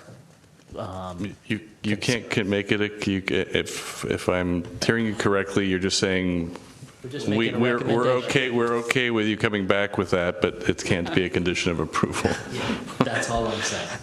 I think the point's made at this point. Yeah. Okay. So 2 more things on design. We've talked about the water. Now, the last time we were here, you mentioned that the water would be collected on site, but then it would go through the sewer system. So And it sounded like that water was going to be filtered somewhere along the way.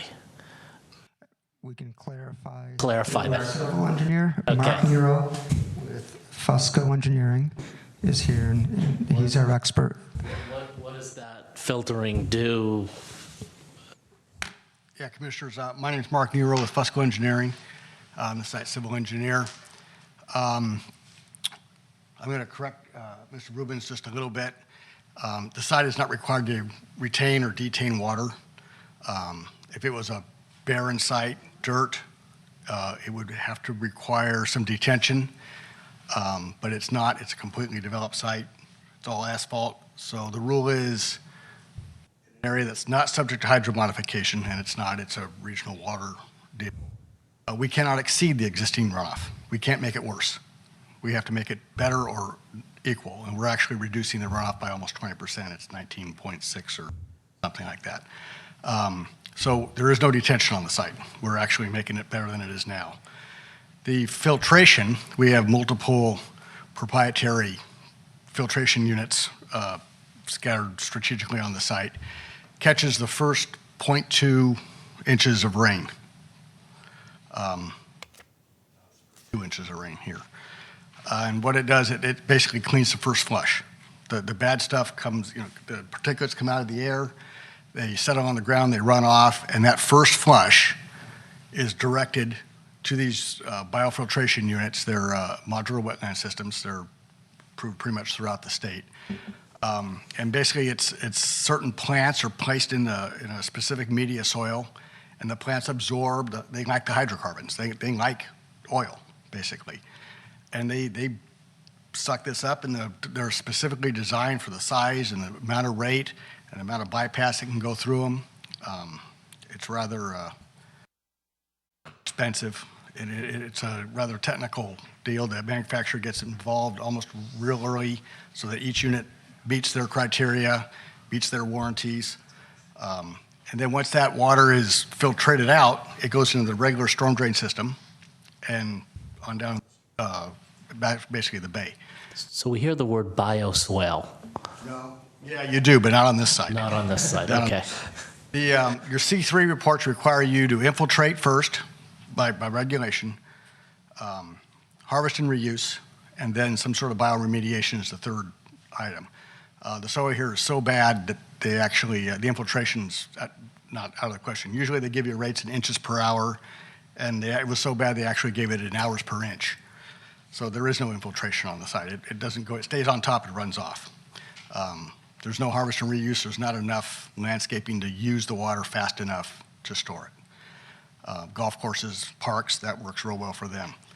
So the next step is bioremediation of some sort. Bioswales are a solution. If we had a place that was long enough and transported it well enough, we could actually use it. It doesn't lend itself to that. The site's draining in too many different directions. We don't have enough hydraulic support to let the water filter out long enough. So we have to go to very specific solutions to treat the water. And it's all, the San Mateo Regional Water Quality Board has, pretty much throughout the state, has very specific requirements you have to meet for the stormwater cleanup. So one of the concerns has been the water leaving the site and entering the, I want to say the sewer system, but it's probably not the sewer system, but a drainage system. And how that connects on East San Carlos, which floods all the time. And one of the things, and maybe I can ask staff this, is there was talk about cleaning out some I want to say creek, but it's not really a creek. And is that going to take place prior to what's done on this site? Yeah, my understanding is we are going to start a sewer improvement project along East San Carlos, and perhaps actually when that would occur in relation to your construction. The sewer line improvement? Main sewer line. The city's upgrading their main trunk sewer. There's a 24-inch sewer coming right down East Carlos and then being put through across the freeway and hooking up to the existing, I think you got a pump station or treatment. Yeah. That's sanitary sewer. It has nothing to do with storm flow. That's going to happen, I think it's supposed to happen right after the tenants move out in the beginning of August is what their schedule is. I'm not privy to all that information. It's not really, that's done as a separate item altogether to this project. We know it's coming. We've already coordinated with the city where the laterals are coming out to serve the hotel.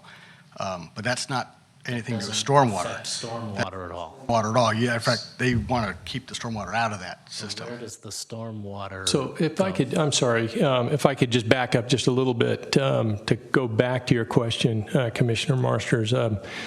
So your question was, well, how does it relate to the construction of this site? So what we've heard is that the sewer system, which is again a different system as noted by the engineer than the storm drain system. However, what was discovered as part of the analysis that was done for the sewer system is there was a choke point next to In-N-Out Burger where that water flows, as was discussed by the engineer, across the freeway. So that if you look at In-N-Out, there's like a little swale down next to the highway as you're coming into town. And that, when you get real big storm flows, that's where the water goes through and across the freeway and into the waterway. And what happens there is silt has built up for years and years, and I guess there's about 8 feet of silt in there, and so it became a choke point. And so that will be cleaned out at the same time the sewer system is done. So there was an efficiency of work that was to be done as part of those projects together. So that's why there's a connection between that sewer system project. Yeah. That's what I was asking Yeah. about. Thank you. You bet. I can speak to the drainage itself for East San Carlos. I had an earful of it at the community meetings. And will that, in theory, these two projects, or one large project, will address the flooding that occurs at the end of East San Carlos Avenue? It will help greatly. It will help. Okay. We're spending quite a bit on reconfiguring the inlets on Industrial in front of the hotel. We're adding 2 so that the entrance doesn't carry water across it. You can't have an entrance to a hotel underwater. It doesn't work. Guests won't go. So Artie Olson doesn't, that's kind of stuff they'll go for. So we're going to put side inlets on either side of Industrial. They have one small grate inlet now. It's subject to clogging with leaves. That's part of the biggest problem. It's clogged. The grate's clogged. The side inlets won't clog. And we're taking the site, we're regrading it slightly, it's coming up, and we're taking the existing water like it does now, except in a bigger pipe. And we're taking it out to where it goes in the swale by Caltrans, and we've already talked to Caltrans. We're going to improve the little swale on back with concrete so it won't clog up with reeds. There should be a significant improvement. Everybody wants it to be better. The owners have cars that have been underwater or been flooded. Everybody wants that to go away, and everybody's pretty much giving us what we need to make sure that happens. So you should see significant improvement on drainage issues. Okay. So I have one more question on sort of design, and it actually will answer a couple of questions I have. The light and crosswalks that are going to be installed at East San Carlos and Industrial, and I know those are not part of this project, but will those be installed prior to the occupancy of the hotel? Will that construction be done? I don't know what the timing would be for that project. So unfortunately, I don't have an answer for that question. But if the commission would like to make a suggestion in terms of timing of that and the importance of it, you could certainly do that. I think if you put the hotel in and you don't have the light, then it's going to create all kinds of problems. So yes, I would recommend that light is installed. And will it have, and this is getting to Michael Singh's question last time about access to his property, will you be able to make a U-turn at that light so that individuals can get back to his business there? Or only a left-hand turn? Or what is going to be the configuration around that new light?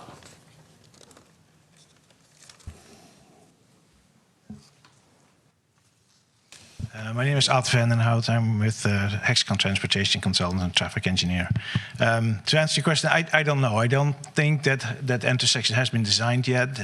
The exact layout of the intersection and what movements will be allowed at that point, I don't think, well, I look at Al, I'm pretty sure that has not been determined yet. So that would be, subject to further study. But I think that through the chair, that a consideration would certainly be made to the businesses that exist, along the rest of the roadway there. That's always a consideration when making improvements in the right-of-way. Okay.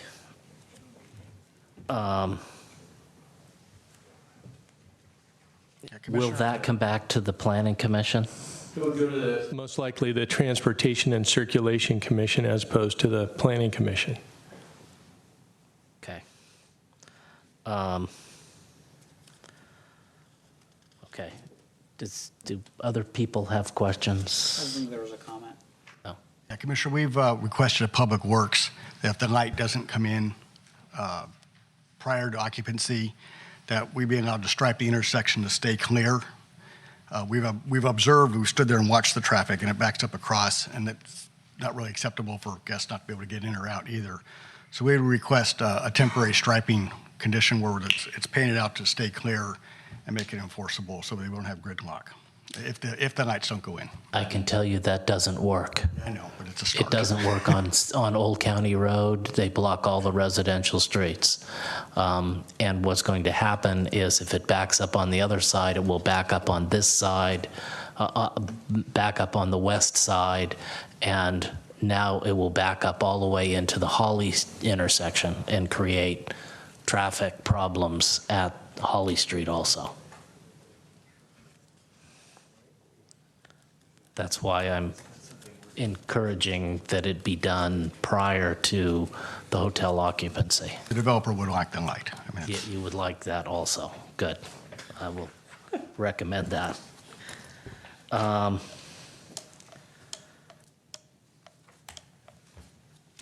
Does anybody else have more questions? Want to go back to On the parking? Well, I mean, we got the parking survey, and it doesn't include any information on any local properties. It just says 4 Southern California properties, and they frankly don't seem comparable. So, I mean, I'm not sure where that leaves us.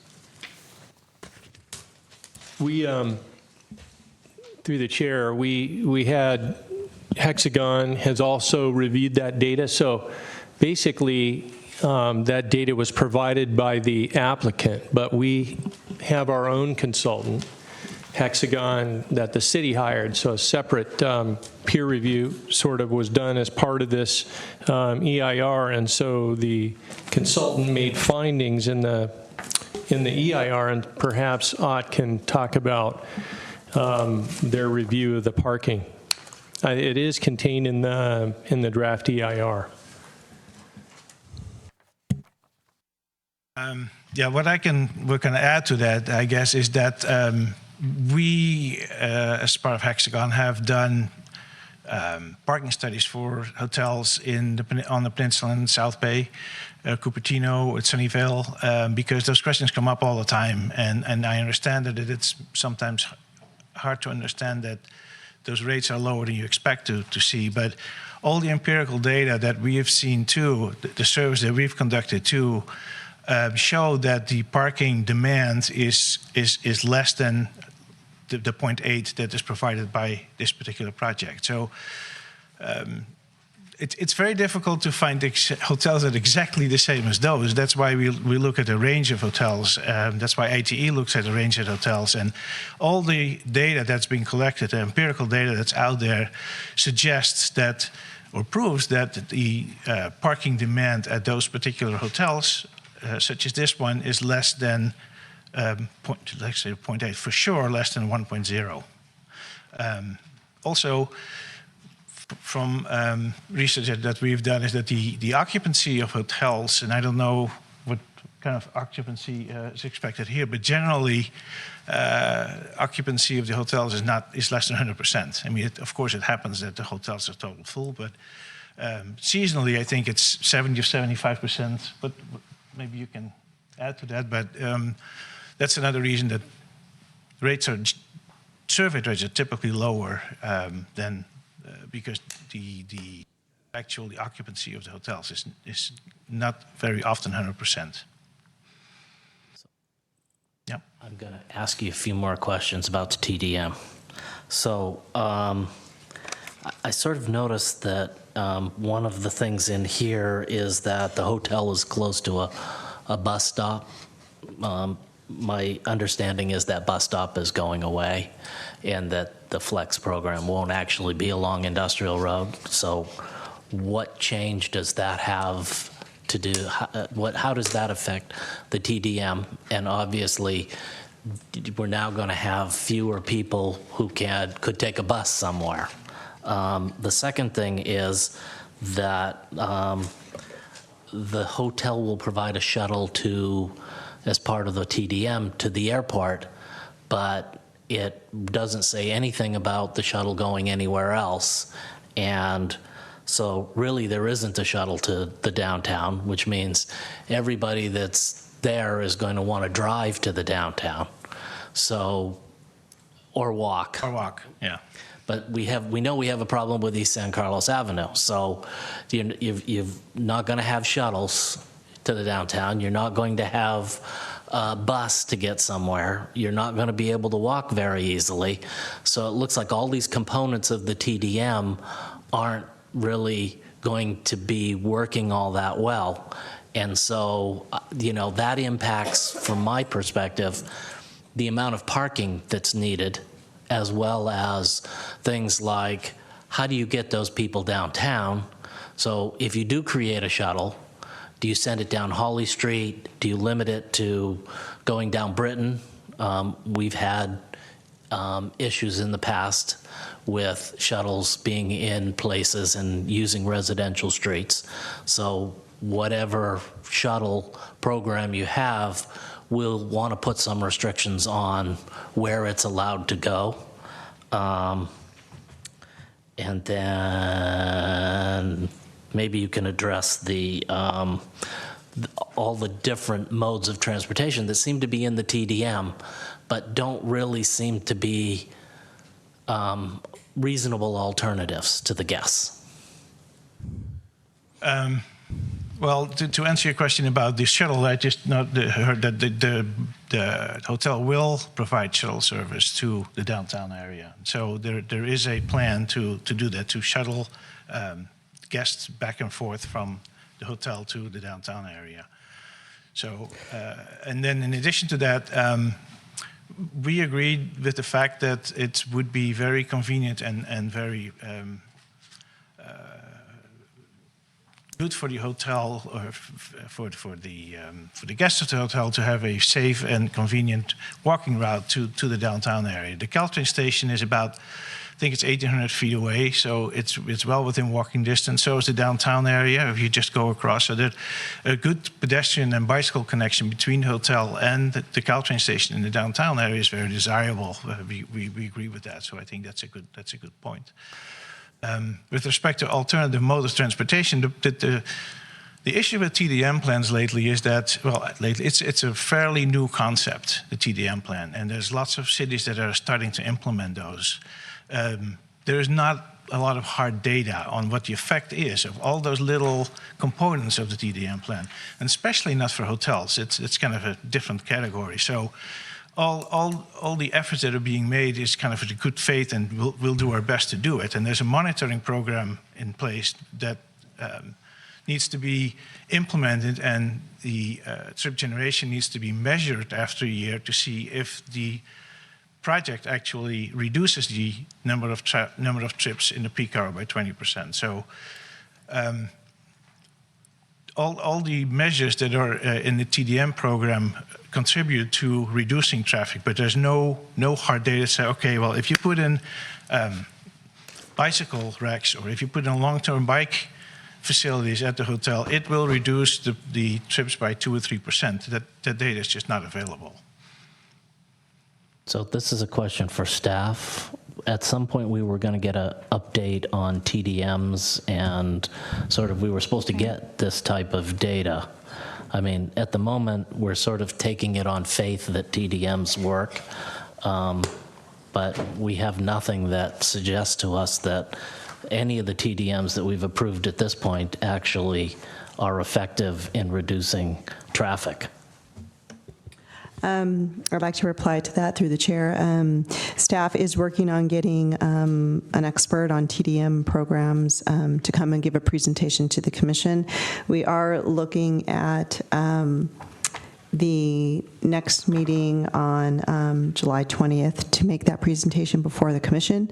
And then with respect to other projects that have been approved with TDM plans, it is true and correct that they haven't, been developed yet, and they haven't had an opportunity to be researched. But as you know, built into the TDM programs is a monitoring system in place that gives us the opportunity to revisit those. And it is required that projects following any monitoring that shows that they aren't achieving the 20% reduction in trips, that they make amends to their TDM plans and try some different solutions until they find the strategies that actually work towards that end.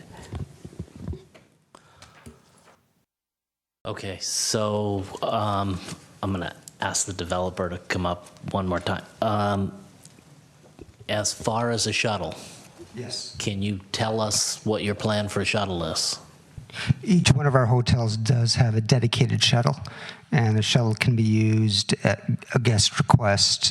Predominantly, they take guests to and from modes of transportation, the airport, train station.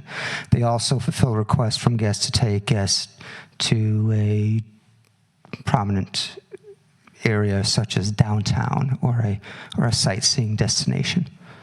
So if somebody requests they want to go to the Caltrain station, are you going to drive up East San Carlos Avenue to get to the Caltrain station? If there's a preferred route, then management and employees will be diligent to only take the preferred routes. Okay. So can I make a recommendation or well, I got lots of recommendations in here, that you work with the neighborhood in order to figure out preferred routes for both drivers and shuttles to get to the downtown? Because yes, absolutely. There is, at the moment, no shuttle parking except for the 4 Samtrans shuttle parking. The Samtrans 4 shuttles allowed on the east side of San Carlos. So that the shuttle would have to go to the west side of the Caltrain station in order to drop off or pick up passengers. The concern has been expressed about people driving to the downtown, going through the residential streets, and there's been concern even from people who live on Holly Street that Holly, being a residential street, should be one of the streets that's sort of avoided in getting to the downtown. So I'm going to recommend that occur, working with the city and the neighborhood to solve that. Okay, what else? How do you feel about limiting construction vehicles to parking only on the project site?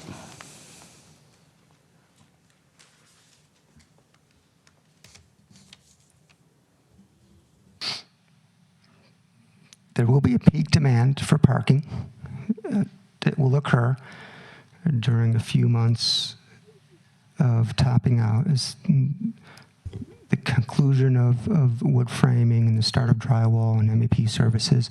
So we will have a peak load at a certain moment in time, and parking will be scarce. We hope that we can park all construction workers on site. We will, because of the rainy season, be attempting to put down our first layer of asphalt within our parking lot as soon as possible. It's for many reasons, including the potential of stalling the entire construction schedule by being literally stuck in the mud. So we are making a strong effort to pave ASAP with our first lift of asphalt. Once that pavement is down, then we'll have the ability to park as much as possible on site. If we do need overflow parking during peak construction times, we will try to lease or come to an agreement with a nearby business to accommodate those spaces. So maybe a better way of, instead of limiting parking of construction vehicles to park only on the parking site, prohibit parking of construction vehicles in the residential neighborhood. How about that? Yes, fair.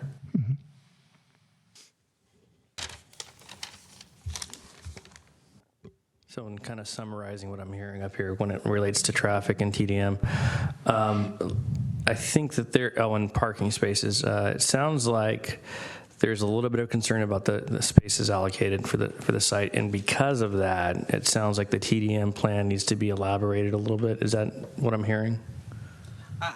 For me, I do not believe that there are adequate spaces. I mean, at the same time, they've complied with the code. So, I mean, I'm just going to make a statement for whatever it's worth that I think the city council should do something. You know, you look at a 5% reduction for motorcycles. Really? I mean, we're going to have people coming and renting motorcycles? I mean, it doesn't make any sense. I mean, it seems like, and I hate to be hyperbolic, but it just seems like there's some flim-flammery going on with the parking here. You know, when we looked at the study, we get 4 properties, all in Southern California. As far as I can tell, only one of them appear to be equivalent in that the other 3 don't seem to have kitchens and kitchenettes and don't seem to be long-term. 2 of them don't have any 2 bedrooms. I mean, I really truly believe that the parking is inadequate. I mean, I would like to see them find some other parking. If they had to consider some underground parking, I think that might be a reasonable solution, since obviously the site is small, but they've complied with the code. So that's kind of where I am. Angela, Shannon, anybody on? Are we talking TDM specifically? TDM and parking. I'm trying to kind of get through some of these issues and kind of move on to other issues. I mean, I've had some things highlighted as we've been talking, things that we can make either conditions of approval or recommendations if those conditions aren't in our purview. And the one that relates specifically to parking was the suggestion that David made that there'd be a penalty if employees park anywhere not on site. I guess that's my thinking, is doing things like that. That would essentially penalize anybody associated with the hotel for parking in the neighborhood. Beyond that, of course, I guess we could try to require more spaces, but if that's not an option, then penalties like that for parking in the neighborhood would seem feasible. Shannon, do you have anything on? What is your in your peak season, what is your average occupancy rate? Anticipated, what is it anticipated to be for this facility? Depends on economic cycle. Okay, let's say an upcycle. Upcycle, a well-received hotel will have an occupancy of what's considered successful of anywhere in between 80 and 95%, 95 being a rarity. Many hotels do operate at a 55%, but again, it depends on rate, it depends on market. There are many factors. These are just very broad generalities. Thank you. May I add? I assume you have an estimate of what you're expecting this property to have for an occupancy rate, right? That's correct. What is it? We believe to stabilize in the low 80s. Okay. And stabilization occurs at year 3. Year 3? Yes. May I add just... Absolutely. I cannot overemphasize enough how we believe that a 0.8 ratio for parking is appropriate for this type of hotel. And it's absolutely based on prior developed hotels, prior owned hotels that are similar. And we would absolutely not put our guest satisfaction at risk just for a few parking spaces. My grandparents were hotel motel owners, so I grew up around them, and I have to agree with they would never have dreamed of engineering it to where they would skimp on parking. So I actually have a little bit more trust in it than maybe most do, just because I was close to the industry. So.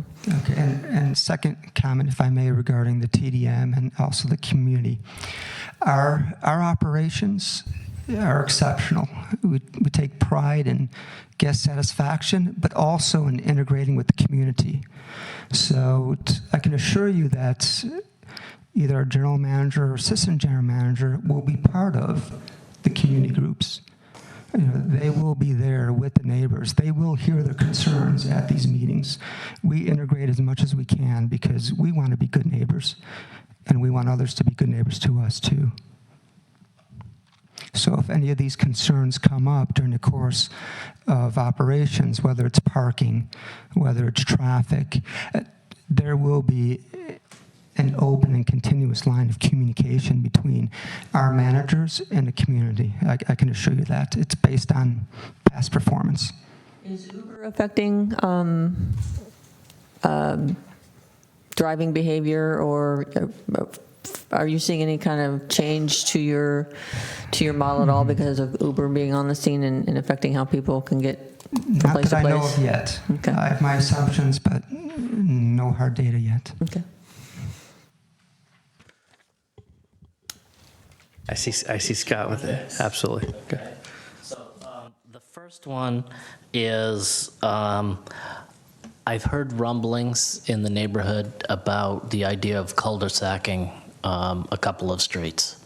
I think that the concern by the residents is that people leaving the hotel, rather than taking one of the preferred alternatives, will start using residential streets. And I'm a little disappointed that the traffic report essentially says there will be no impact whatsoever on the residential streets, because we know that there will be impact because it's the easiest way to get around Hawley Street.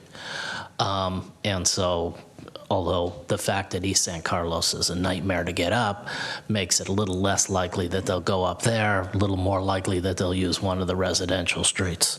So I just want to, this is more of a statement, just sort of to staff, be prepared if the neighborhood comes and asks to cul-de-sac potentially McHugh or Montgomery. Those have been two streets that have sort of expressed more interest than others, and I don't know whether it will happen or not, but it is something that has been talked about.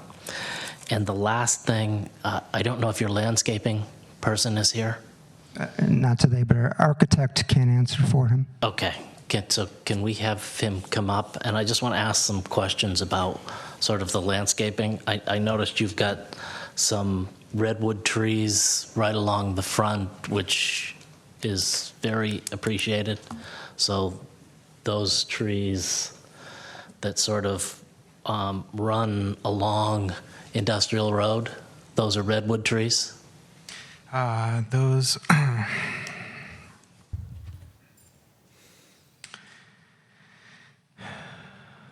see. I have some a write-up from the landscape architect who I'm working with. I can kind of read through this narrative if you'd like, and it does describe the trees along the front street frontage. Sure. The planting area between the road curb and the new walk is about 7 feet wide. It will have plantings of 3-inch caliper that will be 3-inch caliper trees, 12 feet while they're installed oak trees at 35 foot on center with low plantings of juniper for color and sight. The trees will be 50 to 60 feet high at maturity to screen and soften the hotel from the Loyola neighborhood. So behind those trees, there's going to be a dense planting of deer grass that will be 24-inch high. And is this on the hotel side, or is this on Yes, the this is on residential This side? is on the on-site.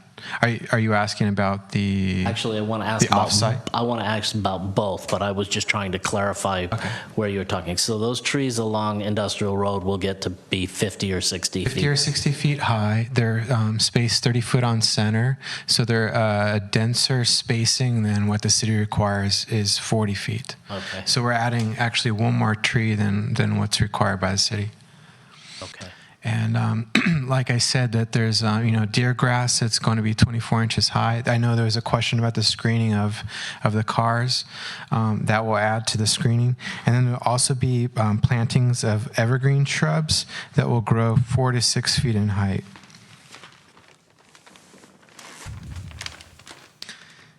On the off-site, I can describe, there is some existing plantings there. But there is no existing irrigation system, so we're proposing to add irrigation and maintenance to that. Are you going to use sprinkler or bubblers? Or both? It will most likely be bubblers, more low-impact watering. So there are also going to be 4 to 6 foot high evergreen shrubs at 4 feet on center with evergreen flaxleaf paperbark trees. They'll be interspersed in the available plantings, keeping the existing plantings there too. And those evergreen trees will grow from 25 to 30 feet high, which is some of the taller trees. I think there's 1 or 2 tall trees on the off-site work that are about 25 to 30 feet tall. So kind of what we're trying to do is we're trying to fill that in, but also kind of maintain security and viewing. So we're stepping the height up from the curb. So you start with that 24-inch deer grass and you move up across the sidewalk to 4 to 6 foot high shrubs and then 30-foot trees. So there's nowhere for anyone to hide, but at the same time you're able to see into that area, and it also screens the combined effect of all the layering of planting from the neighborhood to the hotel building. It's very layered and screened. I can speak, a little bit more. There's like mass plantings of low-level flowers to add a little bit of color, flowering Indian hawthorn, and then more evergreen trees just to fill in what's existing. Thank you. You're welcome. I have a question for staff. You mentioned that there's going to be a residential parking program. Is it possible, or would it make sense, or is it not prohibited, or can we make a sign or something in the neighborhood saying that it's for local traffic or residential traffic only? So not just addressing the actual parking, but actually try to dissuade people from using those roads that aren't residents. Is that reasonable, or is that unsafe? Or I'm just throwing an idea out there as a possibility to try to reduce the traffic even more if possible. You know what I'm saying? Yeah, I think because they're public streets that it wouldn't be lawful to do that. All right. More practical. But the parking permit program will have its own signage. So it will be signed and enforced by our police department. So yeah. Thank you. Okay, anything else? I just had a quick design question that I meant to ask earlier. Can you tell me the roof material, what that is slated to be?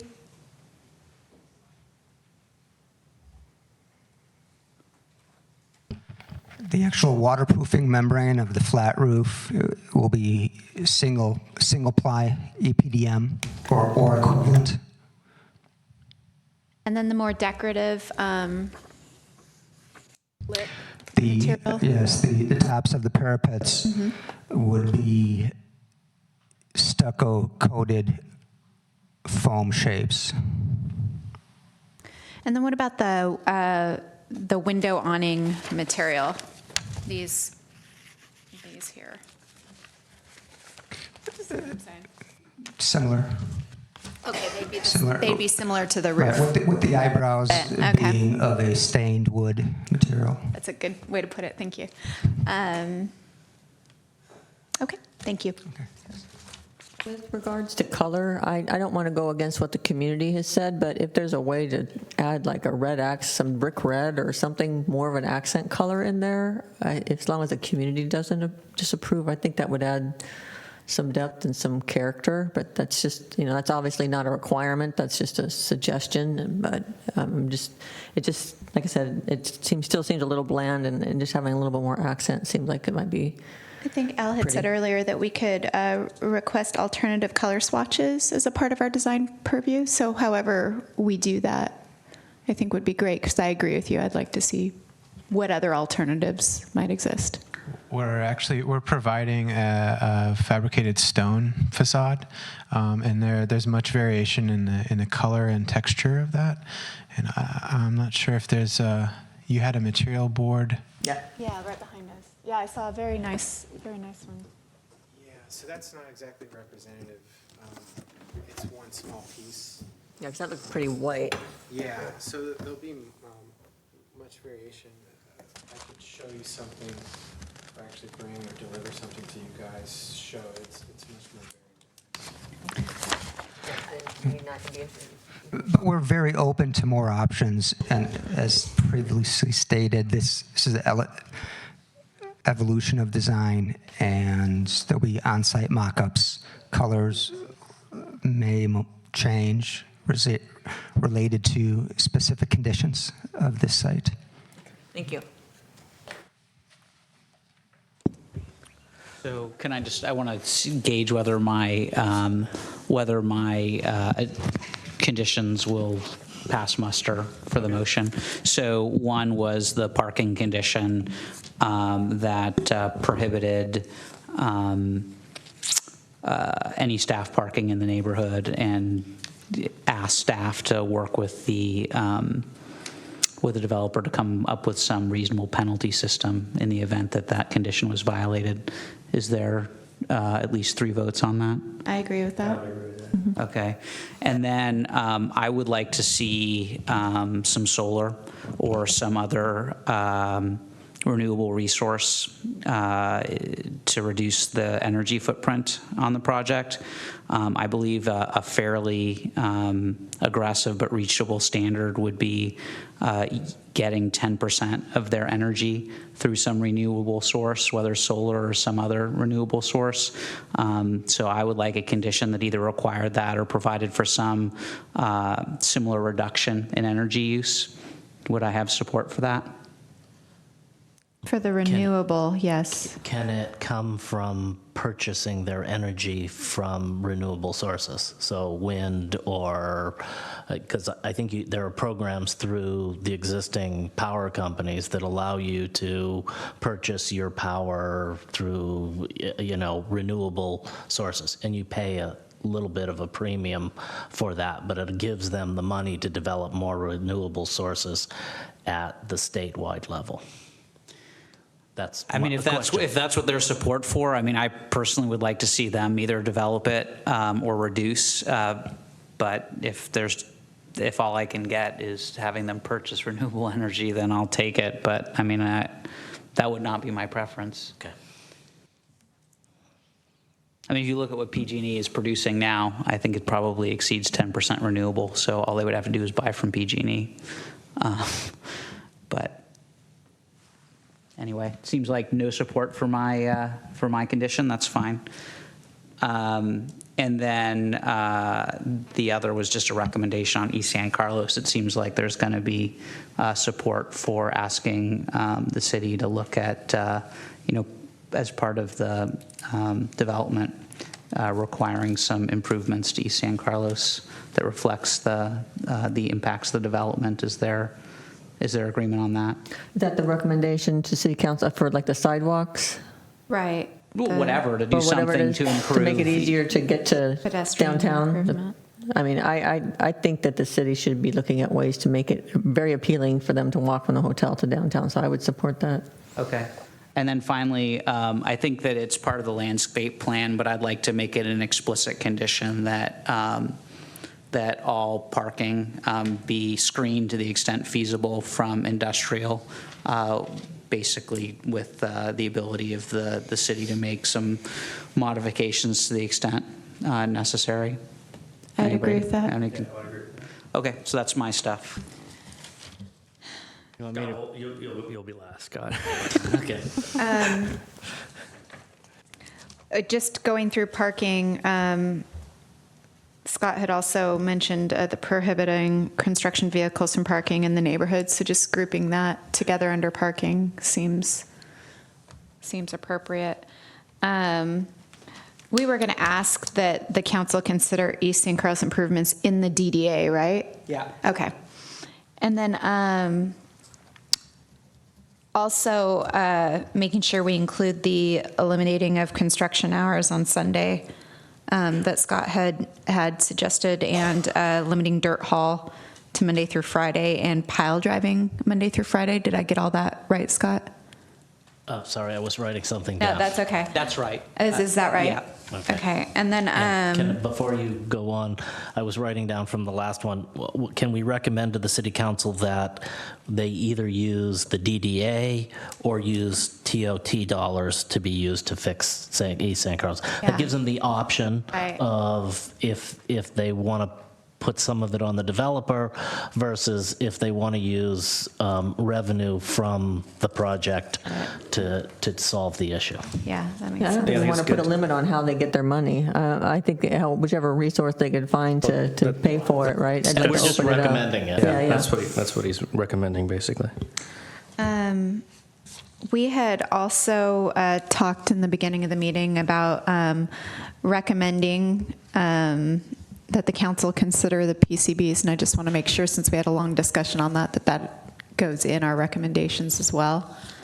And then, of course, the color swatch The alternatives. PCBs, I don't know if there's, I don't, there may be agreement on that. I don't agree. But if you've got two other votes, then fine. As a recommendation to city council to put it in the DN, what are they? DDA. Yeah. I would support that we recommend to city council. Right. That's- Got it. That's it. Shannon? No, Jerry covered mine. So I'm going to TDM and refresh my memory. It is reviewed every for the first couple years annually, and then every 5 years. Is that how the TDM works?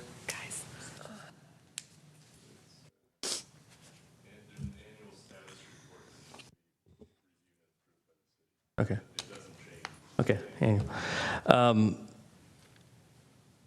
So the TDM plan, in my opinion, is a little insufficient. So I'd like to add a couple things, some things that we did with the Transit Village that shouldn't be hopefully an issue. But being able to elaborate a little bit on it, such as item L, alternative commute subsidies, parking cash out. I think in the Transit Village, we asked that they at least approve a temporary situation where they provide some subsidies for their residents for a certain amount of period. Wasn't that part of the? Yeah.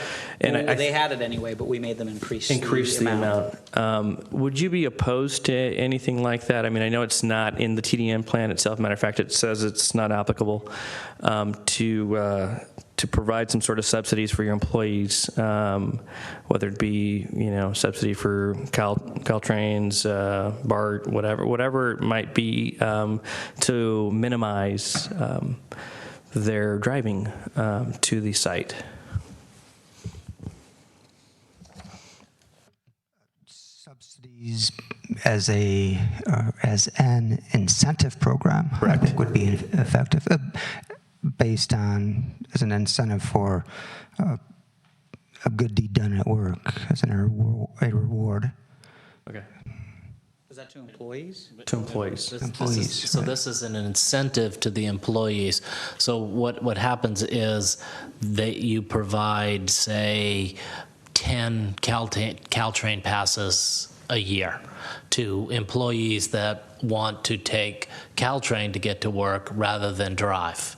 And so they get the Caltrain pass for free, and that cuts down on your parking needs. Right.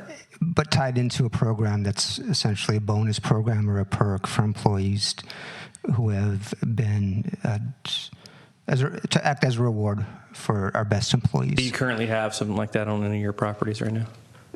I'd have to speak to our operations group to give you more details. So would you be fine with that or not? Yes. Mm-hmm. So I guess it would just be, let's get a little, I guess. Have them develop it with staff. Yeah, okay, that's fine. And then just a little more, you talked a little bit about your shuttle program, but in the TDM, it's kind of very, very, very vague. I think there was concern about shuttles to downtown when it comes to providing that for your for your guests. Can you kind of at least go on record as to what your anticipation of the plan is going to be for your shuttles and how often it's going to, be going downtown? Or it says specifically just for the airport services, so that's my concern. Right. Again, the most common mode of transportation or destinations for the shuttle van is to the airport or to the train station. Coincidentally, train station is downtown, so the shuttle will be going in that area often based on our business model to get guests to modes of transportation quickly. So I see no reason why you could not include downtown into that service. And the concern is that if you've only got, say, if you've got 25% of your guests who don't have vehicles to get somewhere, to a restaurant or something, it would be in the city's best interest for you to bring them downtown to use our restaurants and services that are provided there. And how we get them downtown would obviously, especially for that 25% or even more, because they may not want to drive to the downtown. They may just want to hop on a shuttle with a group and get to the downtown, that shuttle be available to them to transport them to the downtown. Yes. That was it for me. So, Scott.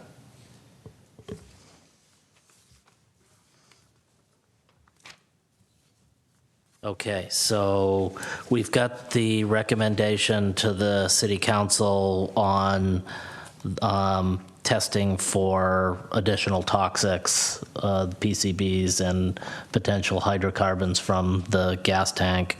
One thing I wanted to do is to amend the dirt haul permit to state that it's Holly Street east of Industrial Road. There was a concern from one of the residents that live on Holly Street that somehow the trucks would go west on Holly and past the residents, and so just a simple... The dirt haul permit already says that, I think. It just says Holly Street. It doesn't say Holly Street east of Industrial. It's just a minor clarification. But it would prevent the accidental issue of doing that. Let's see. So we got the pile driving, the limit of the construction, the limit of dirt hauling, and maybe a condition that all potential shuttle trips to the downtown use Britton Avenue and not East San Carlos or any residential streets. What was that again? A condition that any potential shuttle trips to the downtown use Britton Avenue and not East San Carlos or any residential streets.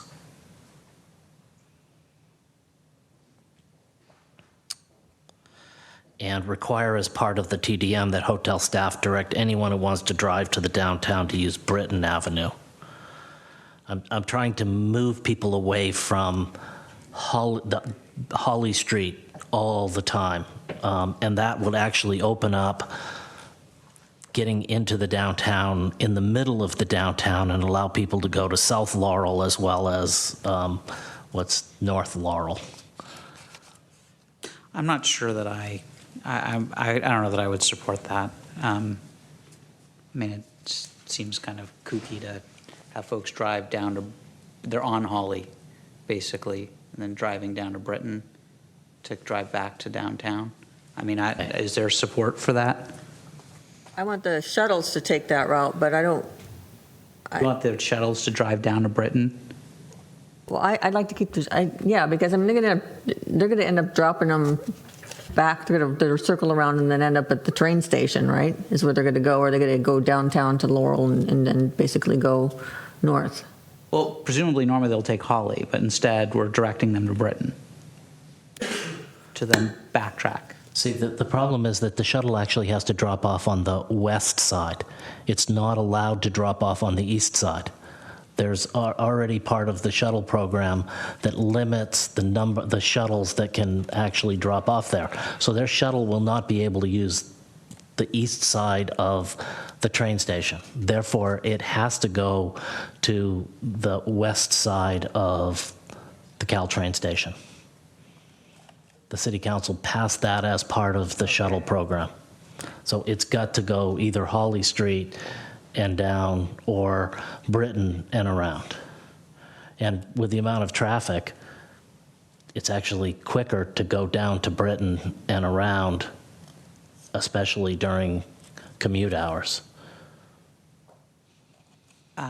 Okay, I would not vote for that. So are there 3 votes for it? I see your reasoning, Scott, because I avoid Holly like no get out. I mean, that's what I would do anyway. I just don't know about requiring it if it's not peak traffic hours is my only. I'm not requiring that they have to go that way. I'm requiring that staff would direct them that way.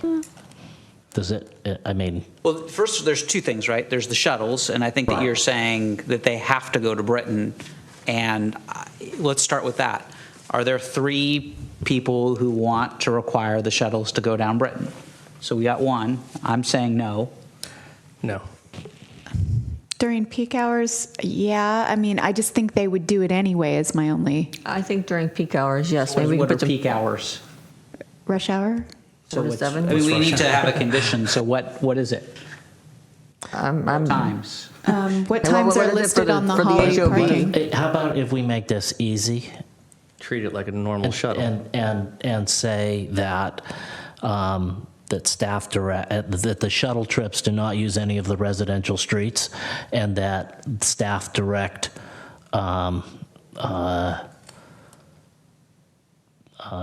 so the hotel staff will direct drivers to use non-residential streets to get to the downtown. But Holly's a residential street. That's the problem that you run into. Okay. Again, I'm opposed. Let's try to avoid the ambiguity there. So if there are 3 of you who want to prohibit or require use of Britton during peak hours, what are we calling peak hours? If staff can clarify, what are the hours for parking on Holly? The traffic hours, they're already assigned. Currently, during the week, Holly Street is there's no parking allowed during the entire day, and I think it's 7 a.m. to 6 p.m. Oh, I see. Okay. In my mind, I was thinking we would follow something like that, but it doesn't make sense now that I've heard it. Okay. I think the highway's got what, like 7 to 10, and then like 3 to 7 or something, or 4 to 7. I'm not an expert. Through the chair, you know, for the traffic engineers, it's 7 to 9 and 4 to 6. That's their peak hour. Then I think that I would support the shuttle not take Holly during those peak hours, 7 to 9 and 4 to 6. Well, I think we just, if that's what you guys want, then it should be just shuttle must use Britain between 7 and 9 and 4 to 6. Okay. That sounds fine. And not resident, and not, see, then the problem that you run into is them using residential streets. To get to Britain? To get to Britain. That happens all the time. Okay. All right. So must use Britain and not residential streets, 7 to 9 and 4 to 6. That's fine. Okay. That's fine. Yep. I mean, I don't support it, but I can make the motion now. Okay. I'm not sure that gets the point across, which is not using the residential streets, especially south of Holly, at any time. But we would add the word. At any time? Well, you don't have 3 votes for any time. Yeah. So you're right. It doesn't make that point because I don't think you have 3 votes for it. So you're going to allow the shuttles to cut through the neighborhood to get downtown. No, the only stickler I have with that is that if you say no residential streets, you're also talking about Holly. Right. And that would So be how my do we- concern. How do we say that, similar to the requirement of Samtrans and all the other shuttles? Right. I can do it. Is there a way? I can do it. You can do it. I can do it. Okay, you can do it. All right. And the same, encourage the hotel staff, encourage anyone who wants to drive downtown to not to use use the residential residential. streets Yep. south of Holly or Through the wherever. chair, can I just chime in on that one? And I with all due respect to Commissioner Marsters, I don't see how we can enforce that condition. I mean, You don't have to enforce it, but when you give them a map of how to get to the downtown that doesn't involve going. This is a condition of approval on a planning document that you're putting, and so the only enforcement mechanism would be through the planning document. So we don't have, there's no way for us to go into the hotel and say, do you have this map that's telling everybody to go this direction, and are your employees doing this? Because I just don't, I think that's a difficult condition to put on. And I don't see us being, from a practical standpoint, being able to enforce it. If you want to put it in there, you put it in there. You're making the finding that I need that condition to make the findings to approve the project. But I'm just warning you, I don't know how I can enforce that as a city attorney. And through the planning department, it's not something that is, I just don't see that ever being something that would be reviewed by the planning department. So I guess we could get a complaint from somebody that they were directed to go a different way or something. The shuttles you could. The shuttles, I think that's part of the TDM plan. So the shuttles are was something that you want to reduce the congestion. That's what the whole idea of that is. So if you think that reducing the shuttles in certain parts of the east side will mitigate against some of that traffic congestion, then you could do that. So. Okay. So then let's just stick with the shuttles. I agree. Okay. Do you have the recommend to the city council either in the DDA or to use TOT dollars to fix East San Carlos? Yep. Okay. Recommend that the developer come back for variance for a 12-foot high wall along the freeway? I think we all agree that we're open to that, but I don't think we need to include that. Okay. Is that okay? Yep. Okay. Recommend that we install a light and upgrade the intersection at East San Carlos and Industrial before hotel occupancy. I'm good with that. What's the intersection? East San Carlos And industrial. and Industrial.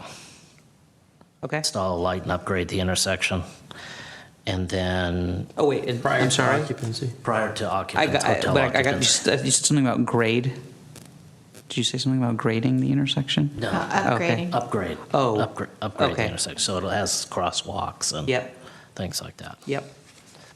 And I think that's it. The others, you talked about the screening to the greatest extent possible, and you talked about Caltrain passes? Yes. Or Yeah. just? Yep. Yeah, okay. Jesse talked Yep, about I think that. I've got it all. Okay. Great. So we got. Can I get a motion it's- up? Yeah, it's set up as 2 formal motions. Let's see how this one goes. Just before you commence the motion, I wanted to point out a typo in the resolution in the first paragraph. It refers to Wheeler Plaza redevelopment project. It should be Landmark Hotel project in the resolution. If we're pointing out typos in the EIR, the final EIR, the word cultural is misspelled multiple times. You want to fix that? Well, this is just because it's the reso what you're approving, but I appreciate that. Thank you. Okay. So I move that the city council adopt a resolution recommending the city council certify the environmental impact report and adopt the mitigation monitoring and reporting plan for the Landmark Hotel project. I further move that the planning commission approve the conditional use permit, approve the design review, approve the grading and dirt haul, approve the transportation demand management plan, and find the disposition of the report consistent with the general plan with the following additions. That there be a parking condition that prohibits staff of the hotel from parking in the residential neighborhood, and that the developer and staff work to provide a penalty provision in the event that the condition is violated. That all cars parked along Industrial Road are screened to the extent feasible from Industrial Road in consultation with staff. That construction hours, that construction not be allowed on Sunday, that the dirt haul be allowed only Monday through Friday, that piling be allowed only Monday through Friday, that there be an incentive plan created in consultation with staff for employees that will encourage them to use public transportation and that it have some economic component, that the shuttle, that a shuttle shall be provided to customers to downtown, but that the shuttle may never use residential streets other than Hawley to get to downtown, and only use Britain between 7 and 9 and 4 to 6. Monday through Friday? Monday through Friday. That the upgrades to the crossing at East San Carlos and Industrial Road, including the traffic signal, be ready prior to occupancy. And those are the only conditions, additional conditions of approval. However, we also recommend to the City Council that it consider including as part of the DDA, or alternatively use TOT funds to improve East San Carlos to the extent feasible and consistent with the additional use expected by the project, and that the City Council consider as part of the DDA requiring testing for PCBs and any cleanup that is necessary in relation to any PCBs found. Sorry, I think there was one more thing, prohibit construction vehicles from parking in the neighborhood as well. And I will accept that as a friendly amendment, also prohibiting parking construction vehicles in the residential neighborhoods. And I have one more, and that is to amend the dirt haul permit to state Holly Street east of Industrial. I will accept that as a friendly amendment as well. Can I get a second? Second. All in favor? Aye. That's pretty good. Yeah, and I want to note, and I guess the minutes will reflect it. I really do think that the parking plan is inadequate. I hope that I'm wrong. I recognize that it absolutely complies with the code. I don't think that based on what I've seen, and there could be more, I don't believe that the comps are comparable. I don't believe that the parking is going to be adequate. Thank you, David. Okay, moving along. Then item B, 537 Laurel Street, consideration of a minor use permit for the installation of 9 new antennas on an existing building and the construction of a shelter to house associated equipment.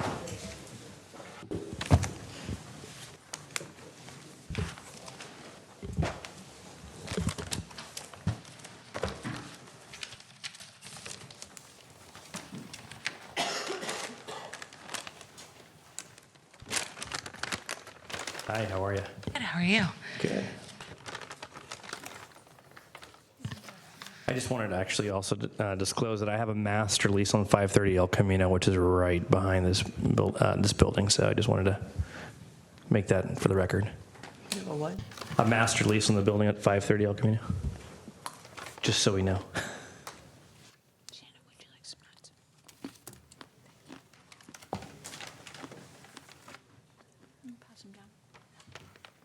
Might get promoted. Yeah. Oh, sorry. Do you guys want notes?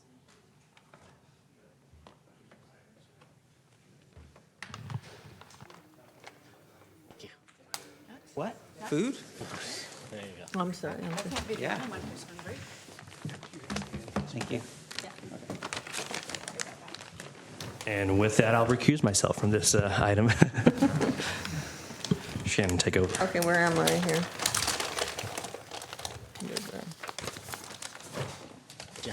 Okay, are we asking for staff support? Staff support? Yes, thank you. Do you have a presentation? Thank you. We do. Good evening. My name is Andrea Martisich, and I'll be presenting this item this evening. The applicant is requesting approval of a conditional use permit for the installation of 9 new antennas with associated equipment on an existing building at 537 Laurel Street.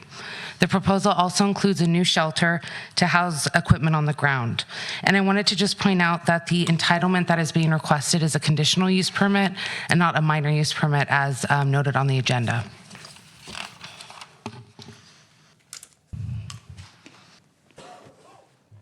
The site is located on Laurel Street between Holly and San Carlos Avenue and is owned by AT&T. There's an existing communications facility on the site. The property is zoned mixed-use downtown, and the general plan designation is mixed-use medium density. The subject property is surrounded by Fire Station 13 to the north, retail and restaurants to the east and south, and an office building to the west. The lot is bound by an alley to the rear. The entire property is fenced in and is not accessible to the public. There are several existing antennas mounted on the building, both from T-Mobile and AT&T Mobility. However, this is the first installation by Verizon. So this partial site plan demonstrates the location of the antennas. Just to orient you to this plan, on the left side of the screen is the Laurel Street frontage, and on the right side of the screen is the portion of the building that backs up to the alley. Verizon's proposing to install 3 sectors of 3 antennas each for a total of 9 antennas. Sector A is located at the rear of the building and is facade mounted. It will be encroaching into the alley, and the applicant would need to obtain an encroachment permit by Public Works. Public Works has already reviewed the application and said that this is something they can support. Sector B, also facade mounted, is located on the south side of the building. And then the third sector, Sector C, is roof mounted, located on the northeast corner. All of the antennas are proposed to match the existing, or proposed to be painted to match the existing building. No trees are proposed for removal as part of the application, and the new shelter, which is at the bottom of the screen, is proposed to be located to the left of the existing AT&T shelter.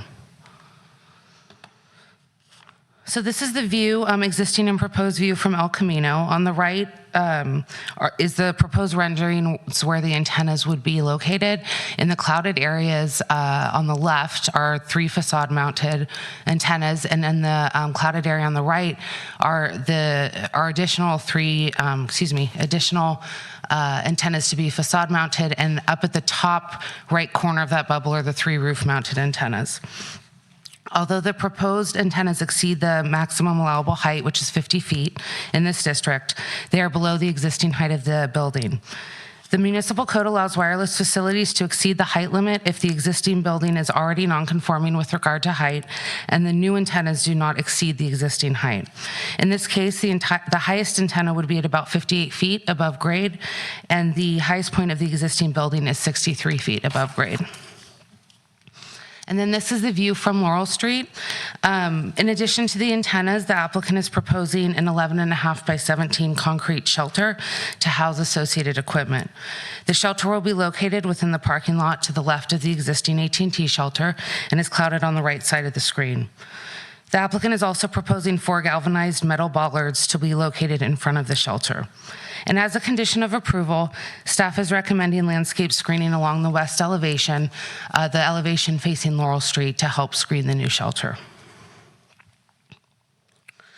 The applicant submitted a radio frequency compliance report, which measures the electromagnetic exposure. The report found that at the ground level, the exposure level for this project would be 4% of the maximum allowable for public exposure.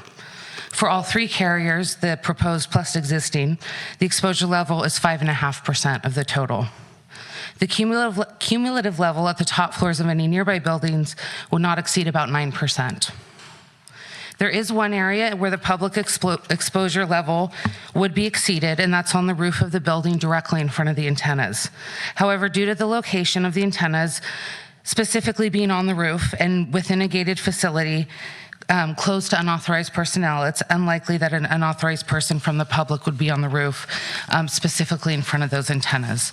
However, the engineer has provided several mitigation measures to ensure that authorized personnel are also protected, which includes locking roof access, marking boundaries, posting explanatory signs, as well as training. And this has been included as a condition of approval. There are several findings outlined in your staff report that would need to be made in order to approve this proposal. They encompass safety, visibility, height placement standards, general plan consistency, and suitability of the site. These findings can be made as the RF study demonstrates that the proposal meets the requirements for electromagnetic exposure, except for on the roof directly in front of the antennas. Again, as this property is private and fenced, it would be really difficult for unauthorized personnel to access the site and be exposed to those levels. Further, several safety measures will be implemented to minimize occupational risk for those authorized to maintain the facilities. In terms of visibility, the building and antennas are already visible from the public view. The new Verizon antennas will be mounted at the rear half of the building and will be painted to blend with the existing building. Associated ground-mounted equipment will be housed within the existing equipment shelter. After working on several alternative proposals, the proposed location is the least visibly intrusive alternative. The applicant will also be required to get an encroachment permit for the antennas that encroach into the alleyway. The proposal is consistent with both the zoning district and general plan policies and is co-locating where an existing facility is located. No new antenna support structure is proposed and no height extension is necessary. And then prior to closing, I just wanted to outline public outreach. In addition to staff notification or planning division notification, the applicant also conducted outreach. They did hear back from one neighbor who was interested in landscaping for the site and just the general look of the site from Laurel Street. Staff contacted that neighbor and let them know that staff would be recommending landscape screening for the shelter. And then staff also received 3 acknowledgement forms stating no concerns with the project. And I'm available for any questions, and the applicant is here as well. Thank you. Okay, and I think I failed to properly announce this. So this is 537 Laurel Street, APN 050-074-999. Are there any questions for staff at this time? Not at this time. Okay. And did the applicant? No, you? Go I ahead. do have a question. And first, I need to disclosed that I had ex parte communication with one Kevin Clay, who is the owner of at least one of the buildings that sits along El Camino.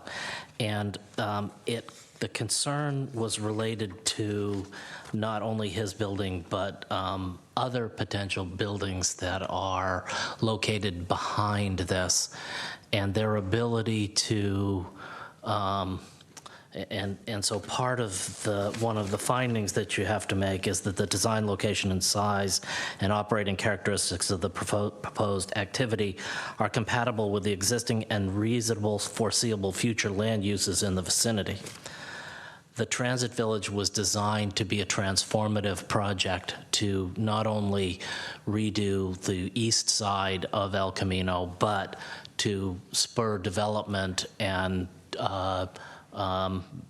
additional building height along the west side of El Camino. And so this concern came about if the properties that are right behind this building legally could build a 4-story building, okay? And I don't believe there's much of a setback from the rear of the property, which would be right across the alley. So what impact would the electromagnetic forces have on a building that was 4 stories tall right across the alley? And I don't know if you can answer that or if the engineer is here to answer that.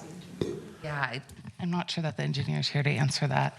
Okay. What I can say is just in terms of the conditions of approval, the RF study, is that they did study the existing building next door, which is right, which is about, yeah, which is 2 stories and right. is much further away than a building that could potentially be built up to the back of that alley. Yes. And so my concern is that the amount of exposure to somebody who would build there, who, if it were built, would be an issue. And so I'd like to have that question answered prior to approving this. One thing that somewhat might answer that, yeah, that might somewhat help with that a little bit is Condition 18 talks about the city being able to request RF studies every 3 years. Again, that depending on when an application came in and the timing of that, the window might not line up right, but. The problem is that once they're there, it's really, really, really hard to get them off. And so by putting it there, you're limiting the property owners of multiple businesses along there from actually potentially designing and redeveloping buildings in that area. And it wouldn't be just one building, but it would be several buildings, depending upon the impact, because the 4 stories would be 50 feet. So it would be 20 feet away from these antennas, roughly. And so that's a concern, that we would, by approving this, would be impacting other property owners' ability to develop their property. And That's a really interesting point, Scott. And that begs a question that I have of Greg. It's been my experience in the past when we've looked at new antenna sites that the FCC essentially requires approval from planning commissions. Is that correct? And that really are. Because this is a co-location facility. It's a co-location. The FCC regulations and the FCC regulations and this section 6409A mandates states or local governments shall approve certain wireless broadband facilities siting requests when it's a co-location. Different rules apply for a new tower. I certainly see the point, except we don't have an application that might be impacted by this siting. And I suppose the property owner who might be wanting to do that, despite the approval, would have to overcome some issues. But, if it's not meeting FCC standards at the edge of their building, I think they would have an argument there. But hey, that's a hypothetical, I think, tonight. I don't really know.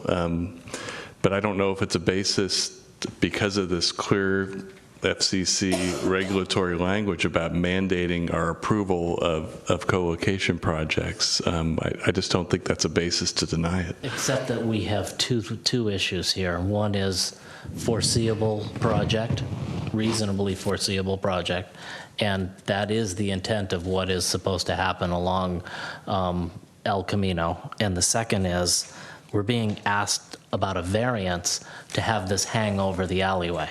So were it to be, is it a variance? That's an encroachment permit.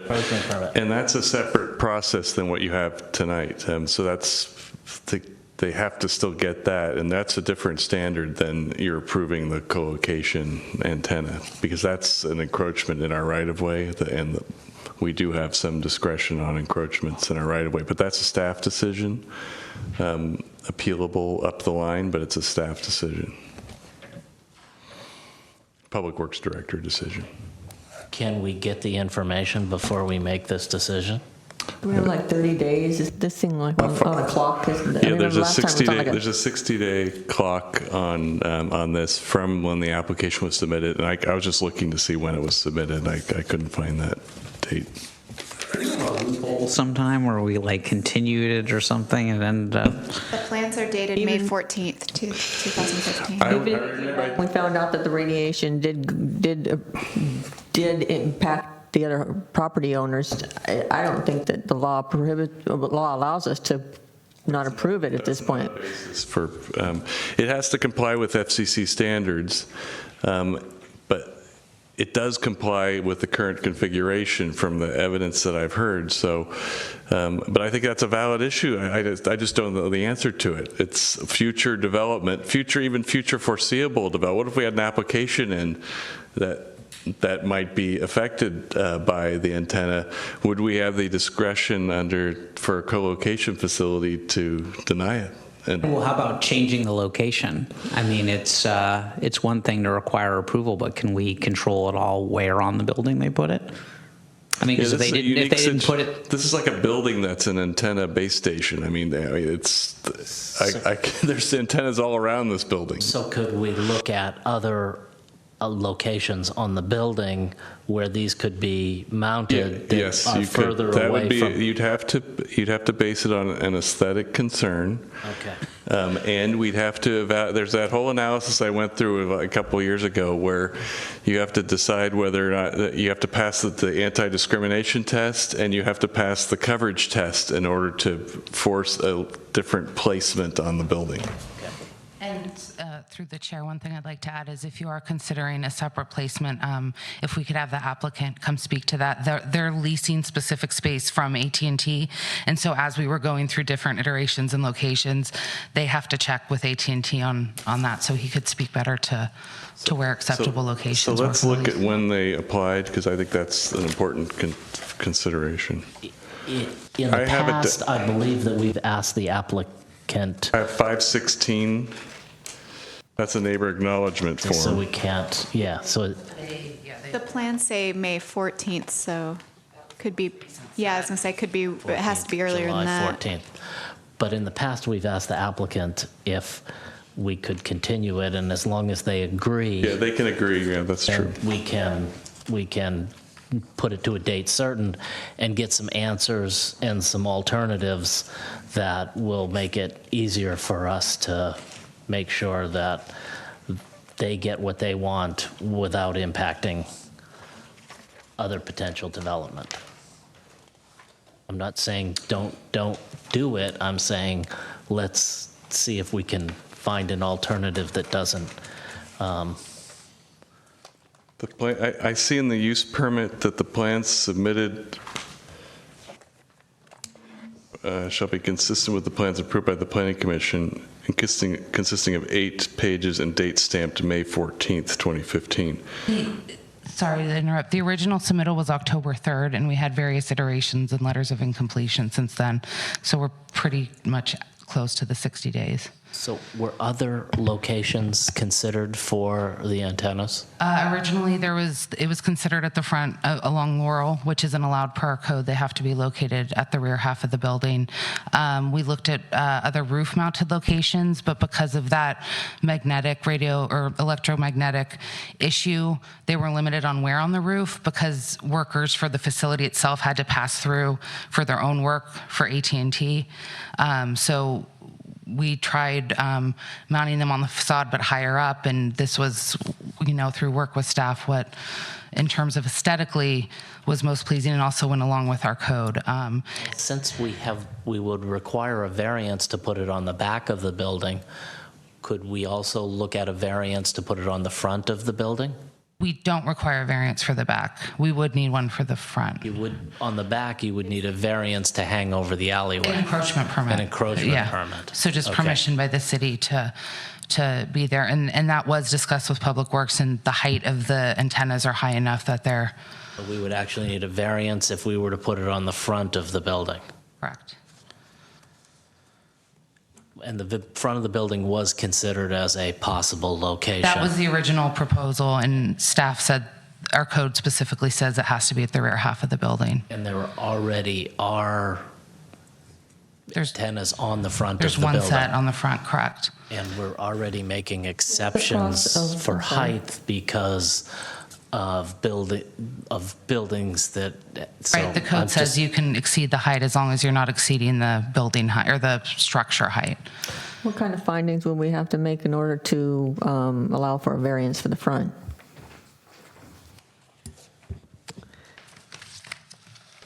So specifically, Is that a true variance, or is that just a different location for aesthetic reasons? I think it would be, let's see. I believe they're What actually. you're thinking. I don't know.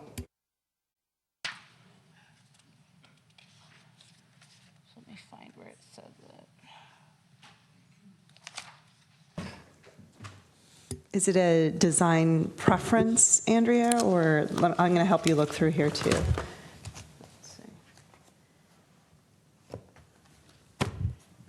Everyone sort of understands why this is. Oh, yeah. Okay. Mm-hmm. Sure.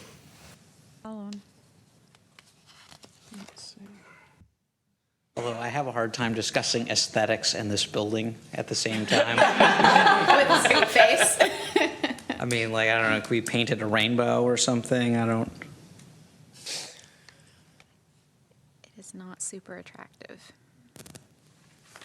Looks like a little mini prison is what it actually looks like, doesn't it? Yeah, because it's like locked and guarded and.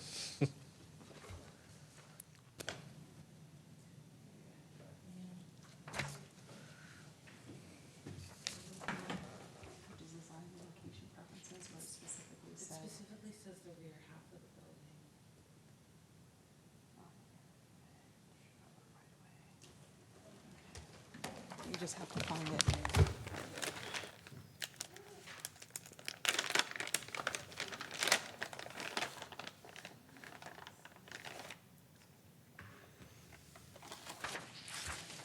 Staff need a little time, because if so, I think we have one public comment sheet that we could, yeah.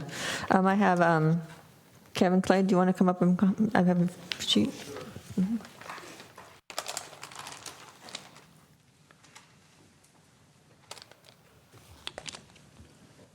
I don't know if I really need a microphone, but I'll do it anyway. I represent K and C Holdings, LLC. The K stands for Kevin and the C stands for Cindy, my wife. I own 2 buildings very close to Sector A. If you can scroll through a few of the screens, I can show you exactly which 2 buildings they are, so it'll be real clear. A couple of the aerials. Well, back up just a sec. Two sheets. Now the blue awnings, the eyelash awnings, is 548. That is one of my buildings. I believe that was the one I think was referenced by staff as having, because it's set back. It's about as set back as the patio is from the alleyway.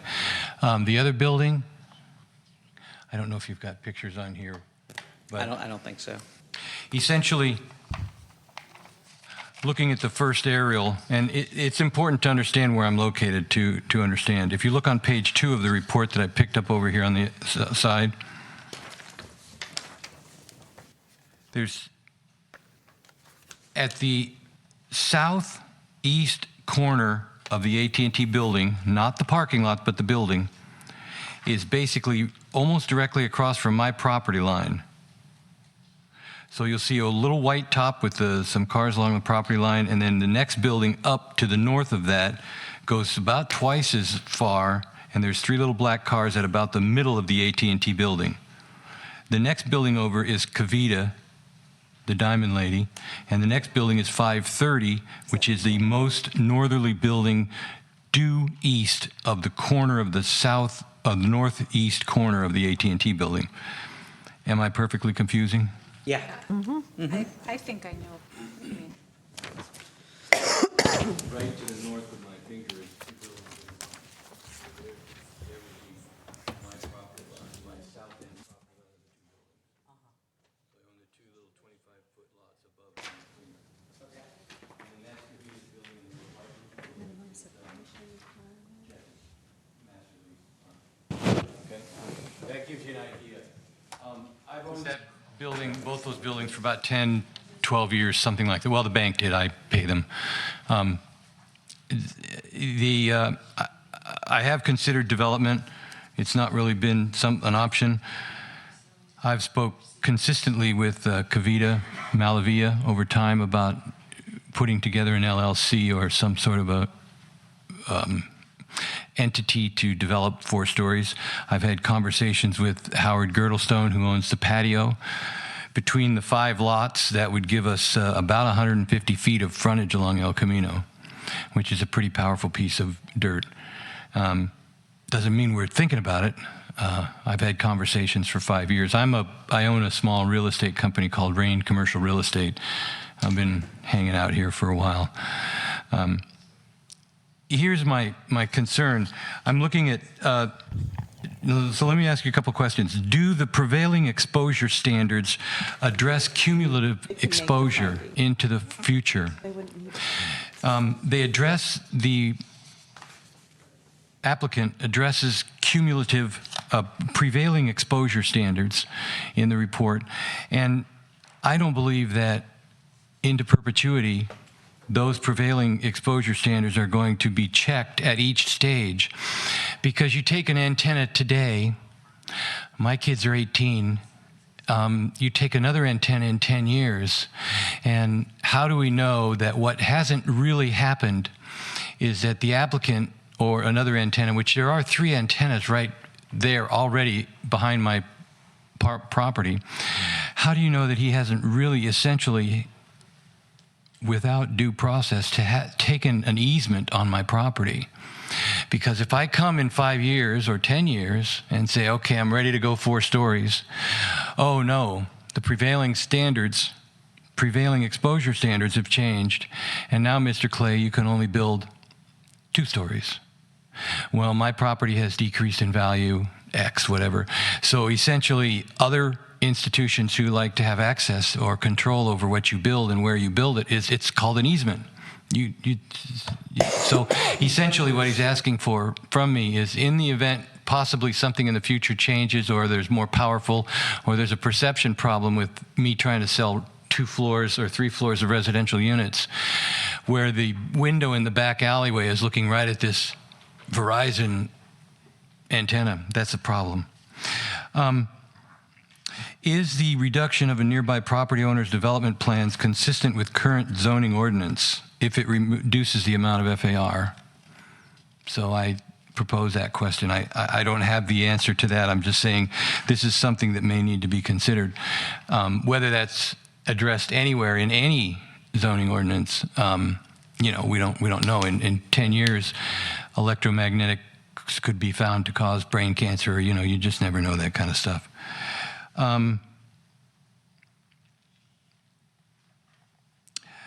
Does the permit application consider the effects?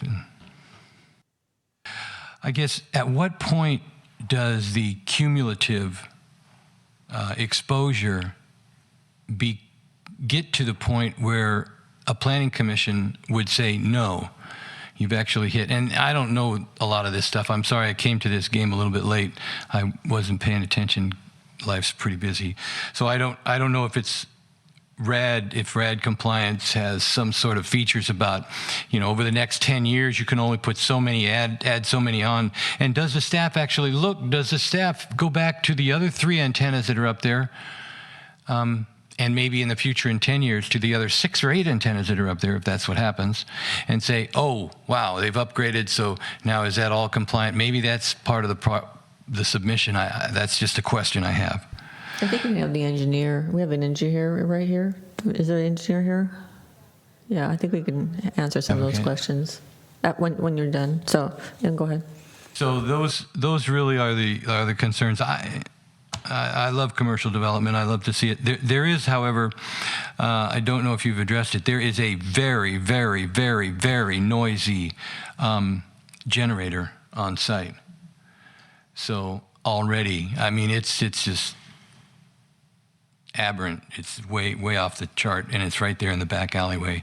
That alleyway is only about, I'd say, 12 feet at most wide. I don't know what the public records show on it, but boy, if I build out to my property line back there, it would be about 12 feet. You can't fit 2 cars really comfortably in that alleyway. So you take 2 or 3 feet encroachment, and you're going to be essentially 9 feet from my property. So I think we'll have the engineer try to answer some of the questions that you brought up, because obviously we aren't the experts. We have an engineer here, right? Just an applicant. Just the applicant. We don't have an engineer here. Okay. So those are my concerns. Those are your concern. Okay. Yeah. Well, thank you very much. Okay, thank you. Through the chair, can I just address just for a moment the RF issue? Thank you. As long as we have no regulatory authority over that whatsoever. This is completely a federal government regulated number.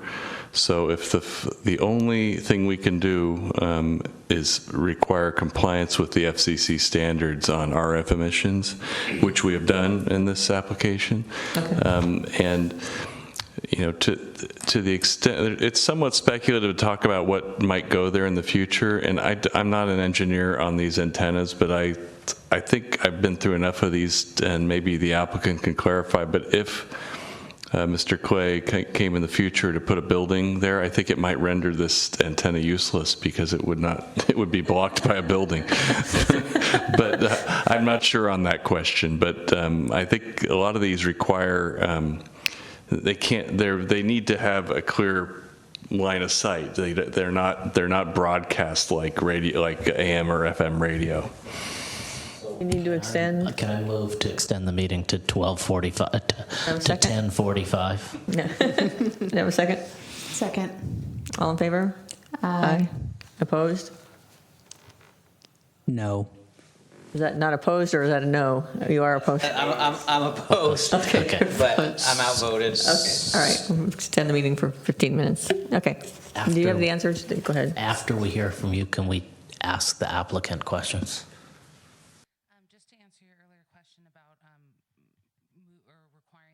The antennas to be located somewhere else.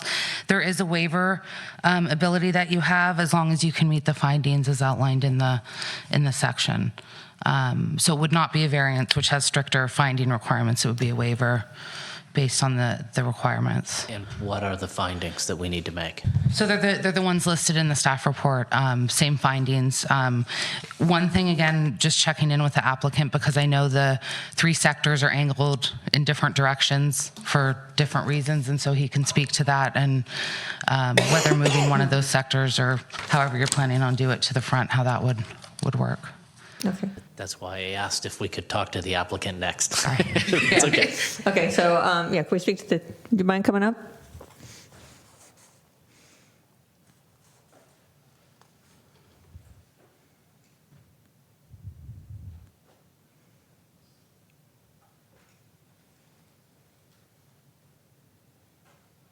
Hello, my name is Chris Fowler, and I represent Verizon Wireless. I want to thank staff for all the hard work they put in on this project. And we did come to them originally with 3 other designs before this one came up. This was not our original choice of locations for antennas, but this is what we ended up with. So if you have any questions, I'm available. I'm not an RF engineer. I'm a real estate person, so. Were any of the other designs set up so that they did not have antennas on the back of the building? I think that we had antennas at the back of the building the entire time. They weren't on the hanging from the parapet, though. They were mounted in a similar fashion to, what is it, Sector B?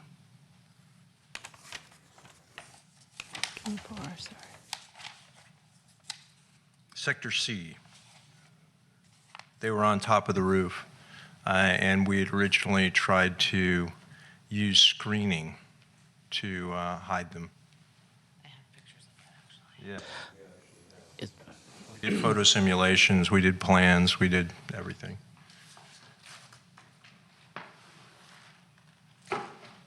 Because you see what I'm looking for. I'm looking for a solution that gives you your antennas but doesn't impact the surrounding buildings.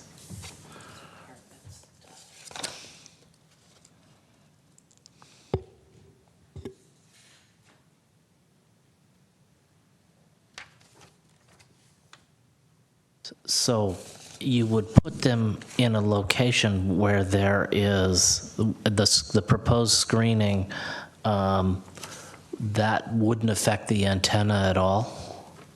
The screening doesn't affect the antennas, no. Okay. Does it affect radiation or anything from the antenna? You probably aren't No. It doesn't. That's the reason why the screening works, because it allows the electromagnetic frequency to get through. They're called, we call them FRP screens, or fiberglass reinforced panels, and we can shoot through them. Doesn't cause a problem. And I know this is a bit of a hardship, but would you be willing to go back and work with staff and see if there's an alternative location that this could be put on the roof, even if it's on the front half of the roof, that would not have as much of an impact on the neighboring properties? We could. I don't see it as having a big effect on the neighboring properties right now. The problem that I have is you say you're going to hit 9% of the exposure limit to a building that's 2 stories down and much further away than a potential area, a potential project that would come into that location. Granted, it would be down the road. 9%? Yes. So I don't know what it would be if it were 9 feet away. Yeah, so the problem is that when you talk about the area that's going to be an exposure beyond what's acceptable is in the area right around the antenna. That has me concerned about any other building that would come nearby. And I don't see buildings coming to the front of that building because of Laurel Street.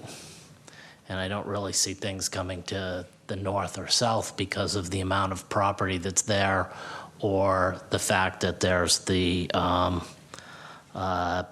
fire station to the north and the museum. But where I do see it is on the back of that building. So that's where I have a concern with the antennas being.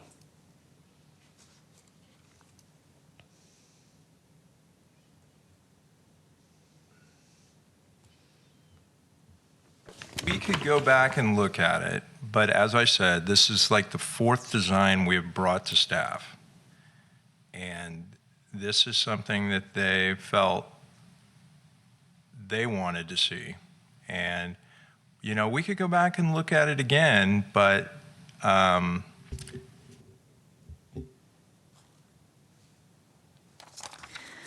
you know, who's to say that someone doesn't approach us about putting the antenna somewhere else and with the same concern? I think we're just looking, we can continue it just 2 weeks to July 20th. So it's not like you'd be going out a long time. And the idea is just, hey, can we have a couple other options to look at? You're right. I mean, it may be that the other options aren't preferable, and then we just prove this one. I think we're just looking to see whether or not you're willing just to give us a couple more weeks and see whether you can come back with a design that doesn't have an antenna at the rear of the building. We could continue it. We're getting real, yes. I mean, are we having a meeting on July 20th? If I can enter in a couple of ideas. Continue it to a date certain, which would be the 20th? Are we having a meeting on the 20th? We have items on the agenda, yes, we do. I mean, we've got a TDM plan, we're coming back with 171 Coronado for the third time, and then we have a multifamily project to review at 530 Walnut. So that would be a total of 4 items on the agenda if this were continued to the 20th. Could we approve it today with, you know, basically the ability of staff to allow it to be moved to another location, not at the rear of the building, if there's a, you know, if there's a design that staff is comfortable with? Can we like delegate discretion? I think you can, but I think as a predicate to that, you'd have to make the findings that allow for the antenna to be at the front of the, if it's going to be at the front of the building is one of the options, you'd have to make those findings, and we can read the actual language. It's something of, So that would be basically approve it as is, but ask staff to, basically approve staff moving it to the front if feasible, the rear antenna to the front if feasible, and make the findings necessary in order for the staff to do that? yes. Can we do that? That's the only way I can see doing it that way. Let's do that then. Is that acceptable? He's approved. How could he not be happy? Yeah, it would be acceptable. I think that we could probably find some kind of design, but I think the issue from the city's standpoint is making the restriction that staff saw was that we can't put it on the front of the building without making certain findings. So that's why they wanted some redesign. But there may be, remember, we've got the FCC regulations and the provision of wireless services and the non-discrimination test. So the staff, if you're going to do a delegation to staff, you'd have to understand that it could be that this would be the only feasible alternative, the current project in front of you. But that staff would endeavor to have it located on the front of the building. I mean, Yeah, I'm fine with that. Are you guys fine with that? What do you think? That's my idea. Just a clarification, we're just talking about Sector A only, correct? Correct. Yes, but Sector A may be connected to Sector B and Sector C in such a way that they have to be close to one another, so it may, no? But the antennas are all pointed in certain directions, and we would obviously have to change the design in that the antennas would all, you know, basically a cell site covers a 360-degree area. Mm-hmm. So each set of antennas are pointed in a certain direction and have, say, a 120-degree beam width. And then Each of the 3 on the back would be pointing in for 120 degrees. In Sector A, each one of are there 3 essentially antennas that cover 120 degrees? Or is it Sector A covers 120 degrees, Sector B covers 120? They kind of, yes, they do. The antennas don't exactly, there's certain models and they have a certain amount of beam width, but the total cumulative of all 3 would be 120 degrees each. And if you were to move, Sector A to the front of the building, Sector C would need to be reoriented and not reoriented as a move of antennas, but the antennas would just have to be moved within their mounts. And Sector B, the antennas would also need to be moved within their mounts. It's very possible because that was our original design. Okay. So I would entertain a motion unless we need to discuss it further. Let's read the findings that you need to make so that you can understand what you need to do. I'll go ahead and read through them. These are identified in the municipal code under section 1824060. The finding that you would need to make is that, and keeping in mind that a lot of the regulations that we do have and are able to work with the applicants are related to visibility. We're trying to work to make these antennas disappear. So the finding that the commission would need to make would be that the antenna is readily visible, but there's no other location for the site for the proposed antenna, which would result in a less conspicuous or more aesthetically pleasing installation while still providing reasonable provision of wireless communication services or signal access, and that it's not feasible to incorporate any additional measures that would make the facility, the antenna, not readily visible. So those are the findings. And I can repeat that again if you like. I hate to add something, but so these are the pictures we got in our packet, and this is the picture with the screen that you guys just gave us. Which will it be? If the configuration stayed the same, which would it look like? Would it look like this or like this? Staff's preference was to not use the screening, but to paint them to match. We thought the screening was too. That's my preference too, Yeah. so I wanted to see if that was, because that looked weird to me. Thank you. Okay, so what would be our next step if we make a motion to approve it as is, but to ask for staff to see if we could locate it to somewhere else on the building so that we're not impacting future potential construction? Yeah, you would have to make a explanation for why you're asking staff, you're on the condition that the applicant do the following because of the following reasons, and those reasons would be the findings that you'd make. Can someone make a motion or? Sorry, I'm having a hard time figuring out how to put the words together. I don't even know where I am.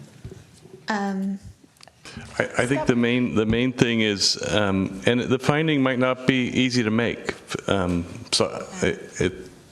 finding talks about there being no other location on the site for proposed antenna support structure, which would result in a less conspicuous or more aesthetically pleasing installation. So you're basically saying we think the front of the building, and I could think of a few reasons. In this particular instance, the front of the building is less conspicuous than the back of the building because of future development. And that could be the basis for it.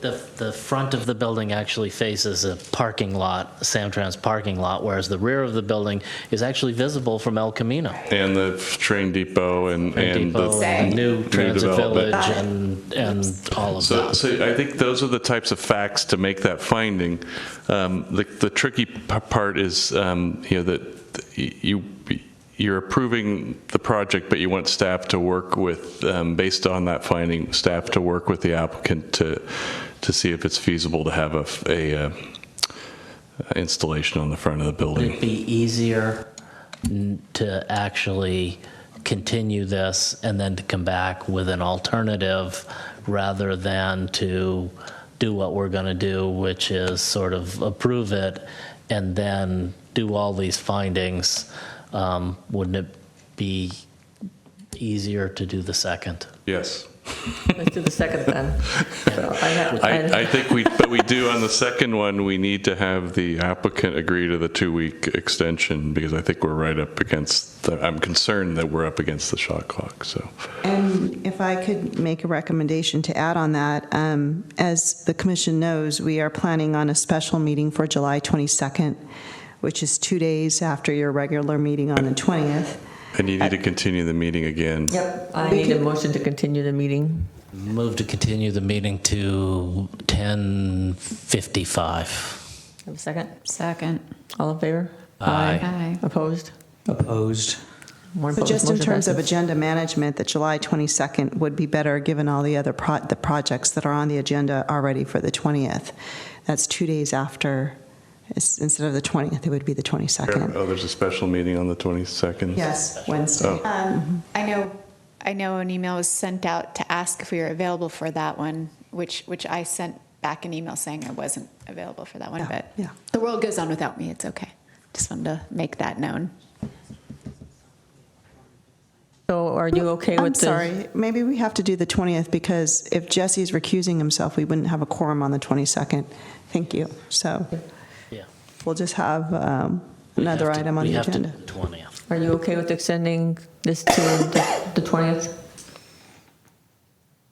We can even potentially schedule a special meeting on the 20th at 6:30 rather than 7. That's true. That's true. So that he gets to go first, and we get it done in a half an hour. That'd be good. That would be. If you're available, we can accommodate that. Yeah. That'd be better. If that's what the commission would like, then we can do that. I will say that this is an extremely high priority site for Verizon, and I have a feeling that they will command all of their resources to get this pushed through at the next hearing. I have a feeling there will be an army of people here. We'd love to hear from the engineer. I mean, it's not a question of getting it through. It's a question of where can we locate it with the least amount of impact. Okay, So- I don't think any of the commissioners here are concerned about approving it or not approving it. I think they're more concerned with where can we put it. So, The engineers at Verizon the radio frequency engineers will bring in a consultant that will discuss. The consultant who did this report will be able to tell you what the impact would be to a building close to the antennas if it were to be developed. We're actually used to having those people, and this is not a criticism, but often I think the last 3 times we've dealt with one of these cell towers, we've always had an engineer here. That's not Right. They didn't. Again, it's not a criticism. You don't need to respond. I just want to in case you get pushback from your folks, just wanted to let you know it's what happens here generally. Through the chair, so I think I hear that the commission is considering a motion to continue to a special meeting on July 20th at 6:30, and then I heard the applicant consent to that with some trepidation, but he did consent to it. And then what staff is going to do is work with the applicant in the next couple of weeks to see what it would look like with it on the front and bring you findings that would be formally in your motion to approve it at a different location. And we're just going to have to work with staff on the issue of coverage and all that to make sure whatever design is there meets their coverage objectives, because I think that's part of the And if legal it's not standard. feasible, I think we're probably prepared to approve it as is. Although it would be nice to know if the engineer was here that the proposal as that it is wouldn't affect a 4-story building built in the rear. I mean, I think that if we heard that from an engineer right now, we would be willing to approve the current design. Yeah. And I'll just say that it just occurred to me, because aesthetics are so important to these things. We might as well throw in that there is a concern about the aesthetics from any future development that might occur there too. So, and the other thing to consider is, would a 4th-story building built there interfere with the radio signals? Definitely would. So that's why we're trying. There is a win-win situation here, and we just need to find it. Okay, so I would entertain a motion to continue this item to a date certain of July 20. Well, I need someone else to motion. Yeah, I move to continue this to a special meeting on July 20th at 6:30 p.m. Second. All in favor? Aye. Aye. No opposed, motion passes. Thank you very much for working with us, we appreciate it. No problem, thank you. I appreciate it. Can, All right, can Jesse come back in? Is Jesse still here? He better be.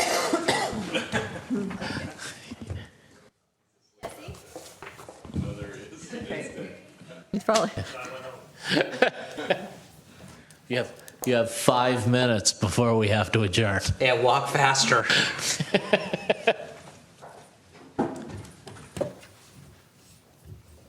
My feet have turned into pumpkins.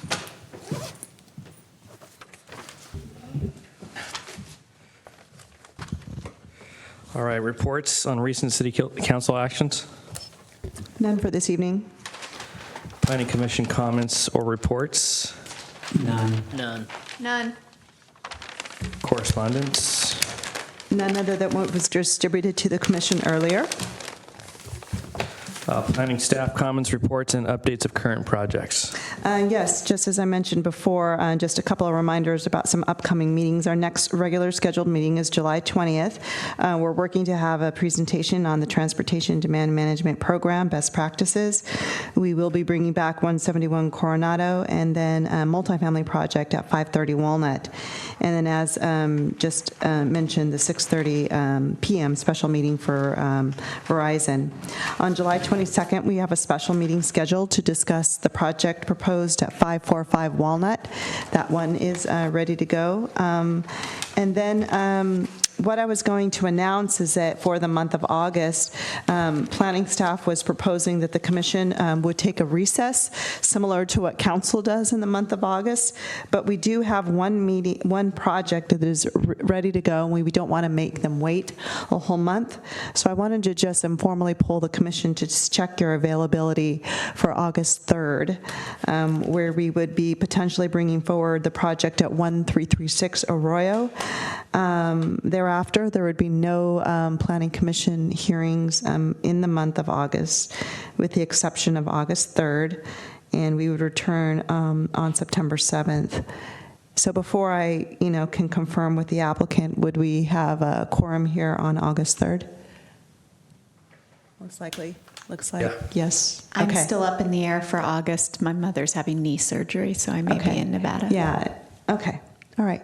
Okay. And I need to recuse myself, so it means that the other three of you actually have I to. will know on the 16th when my mother is having of July when my mother is having knee surgery in August, and I'll be able to get back to you. So we'll send out another poll a little bit later in the month then. Okay, that's all I have. Thank you. Meeting adjourned.